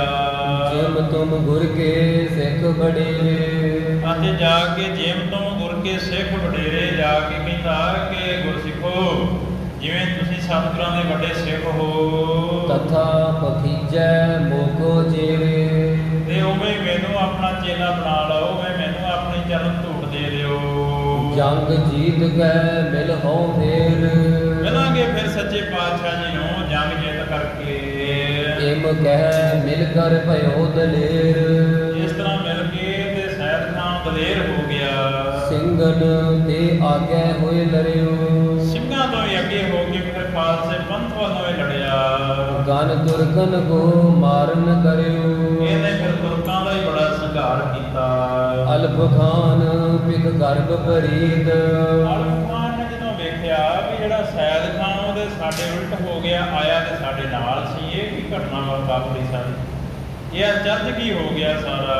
ਸਾਥੀ ਵੱਡਿਓ ਕਹਾਂ ਅਬ ਜੀਤ, ਜਿੱਦਾਂ ਫੁੱਟ ਪੈ ਗਈ ਸਾਡੇ ਦਲ ਦੇ ਵਿੱਚ, ਨਾ ਹੁਣ ਸਾਡੀ ਜਿੱਤ ਕਿੱਥੇ ਨਸੀਬ ਹੈ। ਸਨੇ ਸਨੇ ਨਿਜ ਸੈਨ ਵਢਾਈ, ਜਦੋਂ ਉਹਨੇ ਦੇਖ ਲਿਆ ਫਿਰ ਕਿ ਉਹ ਜਾ ਕੇ ਸ਼ਰਨ ਦੇ ਵਿੱਚ ਪੈ ਗਿਆ, ਉਹਨੇ ਹੌਲੀ ਹੌਲੀ ਆਪਣੀ ਸੈਨਾ ਵਾਪਸ ਬੁਲਾ ਲਈ। ਤਉ ਖਾਲਸਾ ਮਾਰਤ ਜਾਈ, ਅਤੇ ਖਾਲਸਾ ਫਿਰ ਵੀ ਕਹਿੰਦੇ ਲੜਦਾ ਜਾ ਰਿਹਾ, ਮਾਰਦਾ ਜਾ ਰਿਹਾ ਤੁਰਕਾਂ ਨੂੰ। ਸੈਦਾ ਬੇਗ ਸਿੰਘ ਮਿਲ ਸਾਰੇ, ਸੈਦ ਖਾਂ ਦੇ ਨਾਲ ਸਾਰੇ ਸਿੰਘ ਮਿਲੇ ਹਨ। ਦੂਰ ਭਜਾਵਤ ਲਗ ਬਹੁ ਮਾਰੇ, ਉਹਨਾਂ ਨੇ ਬੜੀ ਦੂਰ ਤੱਕ ਫਿਰ ਪਿੱਛਾ ਕੀਤਾ ਤੁਰਕਾਂ ਦਾ, ਭਜਾ ਕੇ ਆਏ ਫਿਰ ਖਾਲਸਾ ਉਹਨਾਂ ਨੂੰ, ਜਿਹੜੇ ਕਹਿੰਦੇ ਵੀ ਜਾ ਕੇ ਫੜ ਲਾਂਗੇ ਤੇ ਥੋੜੇ ਜਿਹੇ ਮਾਰ ਦਿਆਂਗੇ। ਲੈ ਕਰ ਫਤਿਹ ਹਟੇ ਪਛਤਾਤੇ, ਅਤੇ ਲੈ ਕੇ ਸਿੰਘ ਫਿਰ ਵਾਪਸ ਮੁੜੇ ਹਨ। ਤੁਰਕ ਪੁੰਜ ਕੇ ਬਨ ਕਰ ਘਾਤੇ, ਜਿਹੜੇ ਆਏ ਸਨ ਚੜ ਕੇ ਸਾਰਿਆਂ ਨੂੰ ਮਾਰ ਦਿੱਤਾ, ਬਾਕੀ ਭੱਜ ਗਏ। ਜਹਾਂ ਖਲੇ ਕਲਗੀ ਧਰ ਧੀਰ, ਜਿੱਥੇ ਦੀਨ ਦੁਨੀਆ ਦੇ ਮਾਲਕ ਸੱਚੇ ਪਾਤਸ਼ਾਹ ਧੰਨ ਸ੍ਰੀ ਗੁਰੂ ਗੋਬਿੰਦ ਸਿੰਘ ਮਹਾਰਾਜ ਜੀ ਖਲੋਤੇ ਹੋਏ ਹਨ। ਔਰ ਪਰਮੋਦ ਧਰ ਪਹੁੰਚੇ ਪੀਰ, ਮਨ ਦੇ ਵਿੱਚ ਬੜਾ ਚਾਅ ਹੈ ਕਿ ਜਾ ਕੇ ਦਰਸ਼ਨ ਕਰਾਂ ਹੁਣ ਸੱਚੇ ਪਾਤਸ਼ਾਹ ਜੀ ਦੇ। ਮਨ 'ਚ ਪ੍ਰੇਮ ਧਾਰਨ ਕਰਕੇ ਕੋਲ ਆਇਆ। ਸਦਾ ਬੇਗ ਉਤਰ ਹੈ ਤਰੇ, ਸੈਦ ਖਾਂ ਫਿਰ ਘੋੜੇ ਤੋਂ ਥੱਲੇ ਉਤਰਿਆ। ਗੁਰ ਕੇ ਚਰਨ ਬੰਦਨਾ ਕਰੇ, ਆ ਕੇ ਸੱਚੇ ਪਾਤਸ਼ਾਹ ਦੇ ਚਰਨਾਂ ਤੇ ਆਪਣਾ ਮਸਤਕ ਲਾ ਦਿੱਤਾ। ਬੋਲੇ ਪ੍ਰਭੂ ਉਮਰ ਭਰ ਕਰਾਰ, ਸੱਚੇ ਪਾਤਸ਼ਾਹ ਜੀ ਕਹਿਣ ਲੱਗੇ ਕਿ ਤੇਰੀ ਉਮਰਾਂ ਵੱਡੀ, ਜਿਉਂਦਾ ਰਹਿ। ਜਿਵੇਂ ਆਪਾਂ ਬਜ਼ੁਰਗ ਕਹਿ ਦਿੰਦੇ ਨੇ, ਜਿਵੇਂ ਕੋਈ ਬੱਚਾ ਮੱਥਾ ਟੇਕਦਾ, ਸਤਿਕਾਰ ਕਰਦਾ ਬਜ਼ੁਰਗ ਦਾ, ਉਹ ਕਹਿੰਦਾ ਕਾਕਾ ਜਿਉਂਦਾ ਰਹੇ। ਬੱਚਿਆਂ ਤੇਰੀ ਉਮਰ ਵੱਡੀ ਹੋਵੇ। ਸੱਚੇ ਪਾਤਸ਼ਾਹ ਜੀ ਨੇ ਇਹਨੂੰ ਅਸੀਸ ਦਿੱਤੀ। ਮਿਲੇ ਸੋ ਖੂਬ ਈਨ ਤਕਰਾਰ, ਕਹਿੰਦੇ ਤੁਸੀਂ ਐਨ ਇਕਰਾਰ ਮਿਲੇ ਹੋ, ਚੰਗੇ ਮਿਲੇ ਹੋ। ਸਦਾ ਬੇਗ ਸਮਝ ਤੂੰ ਬੇਗ, ਤੂੰ ਛੇਤੀ ਸਮਝ ਗਿਆ ਸੈਦ ਖਾਂ। ਆਹੋ ਕੰਧਾਰੀ ਬੰਦ ਹੋ ਤੇਗ, ਅਤੇ ਤੂੰ ਕੰਧਾਰੀ ਸੇ ਤੇ ਤੂੰ ਤੇਗ ਆਪਣੇ ਲੱਕ ਨਾਲ ਬੰਨੀ ਹੋਈ ਹੈ। ਪੂਰਬ ਗੁਰ ਨਾਨਕ ਤੁਮ ਮਿਲੇ, ਕਹਿੰਦੇ ਕਿ ਪਹਿਲਾਂ ਪਹਿਲ ਤੈਨੂੰ ਸਤਿਗੁਰੂ ਗੁਰੂ ਨਾਨਕ ਦੇਵ ਮਹਾਰਾਜ ਜੀ ਵੀ ਮਿਲੇ ਹਨ। ਸੇਵਾ ਕਰੀ ਹੁਦੀ ਤਬ ਭਲੇ, ਉਹਦਾ ਤੂੰ ਸੇਵਾ ਕੀਤੀ ਸੱਚੇ ਪਾਤਸ਼ਾਹ ਜੀ ਦੀ। ਤਬ ਹਮ ਤੋ ਸੋ ਇਮ ਕਹਿ ਗਏ, ਉਦੋਂ ਫਿਰ ਕਹਿੰਦੇ ਹਮ ਤੋ ਸੋ ਇਮ ਕਹਿ ਗਏ, ਕਿਉਂਕਿ ਆਪਣਾ ਹੀ ਸਰੂਪ ਆ, 10ਵਾਂ ਜਨਮ ਸੱਚੇ ਪਾਤਸ਼ਾਹ। ਕਹਿੰਦੇ ਅਸੀਂ ਉਦੋਂ ਫਿਰ ਤੈਨੂੰ ਇਸ ਤਰ੍ਹਾਂ ਕਹਿ ਕੇ ਚਲੇ ਗਏ ਸਾਂ, ਕਬ ਹੈ ਬੁਲਾਵਹਿਗੇ ਹਿਤ ਕੀਏ। ਕਦੇ ਫਿਰ ਤੈਨੂੰ ਫੇਰ ਸੱਦਾਂਗੇ ਪ੍ਰੇਮ ਕਰਕੇ। ਕਲਗੀਧਰ ਪਾਤਸ਼ਾਹ ਜੀ ਨੇ ਇਸ ਤਰ੍ਹਾਂ ਬਚਨ ਕੀਤੇ ਕਿ ਜਦੋਂ ਪ੍ਰੇਮ ਦੀਆਂ ਖੇਡਾਂ ਨੇ ਸਾਰੀ, ਕੋਈ ਜਿਹੜੀ ਭਗਤੀ ਹੈ ਨਾ ਤੇ ਜਾਪ ਕਰਕੇ ਆ, ਨਾ ਵੱਡੇ ਕਰਕੇ, ਨਾ ਛੋਟੇ ਕਰਕੇ, ਕੇਵਲ ਤੇ ਕੇਵਲ ਪ੍ਰੇਮ ਹੈ। ਜਦੋਂ ਪ੍ਰੇਮ ਕਿਸੇ ਦੇ ਹਿਰਦੇ ਵਿੱਚ ਧਾਰਨ ਹੁੰਦਾ ਹੈ, ਪ੍ਰੇਮ ਨੂੰ ਬੋਝ ਲੈਂਦਾ ਹੈ, ਪ੍ਰੇਮ ਨੂੰ ਮਹਿਸੂਸ ਕਰਦਾ ਹੈ, ਉਹ ਫਿਰ ਕਹਿੰਦੇ ਭਗਤੀ ਮਾਰਗ ਤੇ ਚੱਲਦਾ। ਫਿਰ ਕਈ ਘੰਟੇ ਉਹ ਇਸੇ ਤਰ੍ਹਾਂ ਹੀ ਸੱਚੇ ਪਾਤਸ਼ਾਹ ਦੇ ਚਰਨਾਂ ਦੇ ਧਿਆਨ ਲਗਾ ਕੇ ਬੈਠਾ ਰਹਿੰਦਾ। ਜਿਵੇਂ ਜਿਵੇਂ ਪ੍ਰੇਮ ਵੱਧਦਾ, ਜਿਵੇਂ ਆਪਾਂ ਕਹਿ ਦਿੰਦੇ ਹਾਂ ਨਾ ਕਿ ਗੋਡੇ ਦੁਖਦੇ ਨੇ ਬੈਠਾ ਨਹੀਂ ਜਾਂਦਾ ਹੈ, ਸਾਡਾ ਲੱਕ ਦੁਖਦਾ ਬੈਠਾ ਨਹੀਂ ਜਾਂਦਾ, ਇਹ ਸੱਚੇ ਗੁਰਮੁਖ ਪਿਆਰੇ ਸਾਡੇ ਅੰਦਰ ਜੇ ਪ੍ਰੇਮ ਨਹੀਂ, ਜੇ ਅੰਦਰ ਪ੍ਰੇਮ ਘਟ ਗਿਆ, ਹੌਲੀ ਹੌਲੀ ਇਹ ਅਵਸਥਾ ਬਦਲਣੀ ਸ਼ੁਰੂ ਹੋ ਜਾਏਗੀ, ਬੈਠਿਆਂ ਪਤਾ ਨਹੀਂ ਲੱਗਣਾ। ਪ੍ਰੇਮ ਸਰੀਰ ਦੀ ਸੁੱਧ ਭੁੱਲਣੀ ਸ਼ੁਰੂ ਹੋ ਜਾਂਦੀ, ਭਾਵੇਂ ਸਰੀਰ ਦੇ ਵਿੱਚ ਕਸ਼ਟ ਵੀ ਹੋਵੇ। ਹਾਂ, ਇੱਕ ਗੱਲ ਹੋ ਰਿਹਾ, ਜੇ ਗੋਡੇ ਦੁਖਦੇ ਵੀ ਨਾ, ਮੈਂ ਸੱਚੇ ਪਾਤਸ਼ਾਹ ਦੀ ਹਜ਼ੂਰੀ ਵਿੱਚ ਕਹਿੰਦਾ ਕਿ ਜੇ ਗੋਡਿਆਂ 'ਚ ਦਰਦ ਵੀ ਹੋਵੇ, ਜਦੋਂ ਨਾਮ ਜਪੋਗੇ, ਧਿਆਨ ਉੱਧਰ ਟਿਕਾਓਗੇ, ਤੇ ਗੋਡਿਆਂ ਦਾ ਦਰਦ ਵੀ ਦੂਰ ਹੋ ਜਾਏਗਾ। ਕਈ ਹੁਣ ਗੁਰੂ ਘਰਾਂ ਦੇ ਵਿੱਚ ਕੁਰਸੀਆਂ ਲੱਗ ਗਈਆਂ, ਚੇਅਰਾਂ ਲੱਗ ਗਈਆਂ, ਉਹਦਾ ਭਾਵ ਕੀ ਹੈ? ਅਸੀਂ ਚਾਹੁੰਦੇ ਨਹੀਂ ਕਿ ਸੱਚੇ ਪਾਤਸ਼ਾਹ ਜੀ ਸਾਡੀ ਅਰਦਾਸ ਸੁਣਨ, ਕहीं जाके बैठना ही उत्थे क्या होगी। तो गुरमुख प्यारिओ, जिहड़ा शरधा दे जिहड़े घर ने वो ही फलदे ने, जिन्हां दे उत्ते बख्शिश हुंदी सच्चे पातशाह जी, वो झोलियां पा देंदे ने। आओ एक अद्धे मिनट वास्ते सच्चे पातशाह दे हजूर हाज़री दवाइए, फिर समाप्ति है। सारी संगत एक बार कृपा करो जी। वाहेगुरू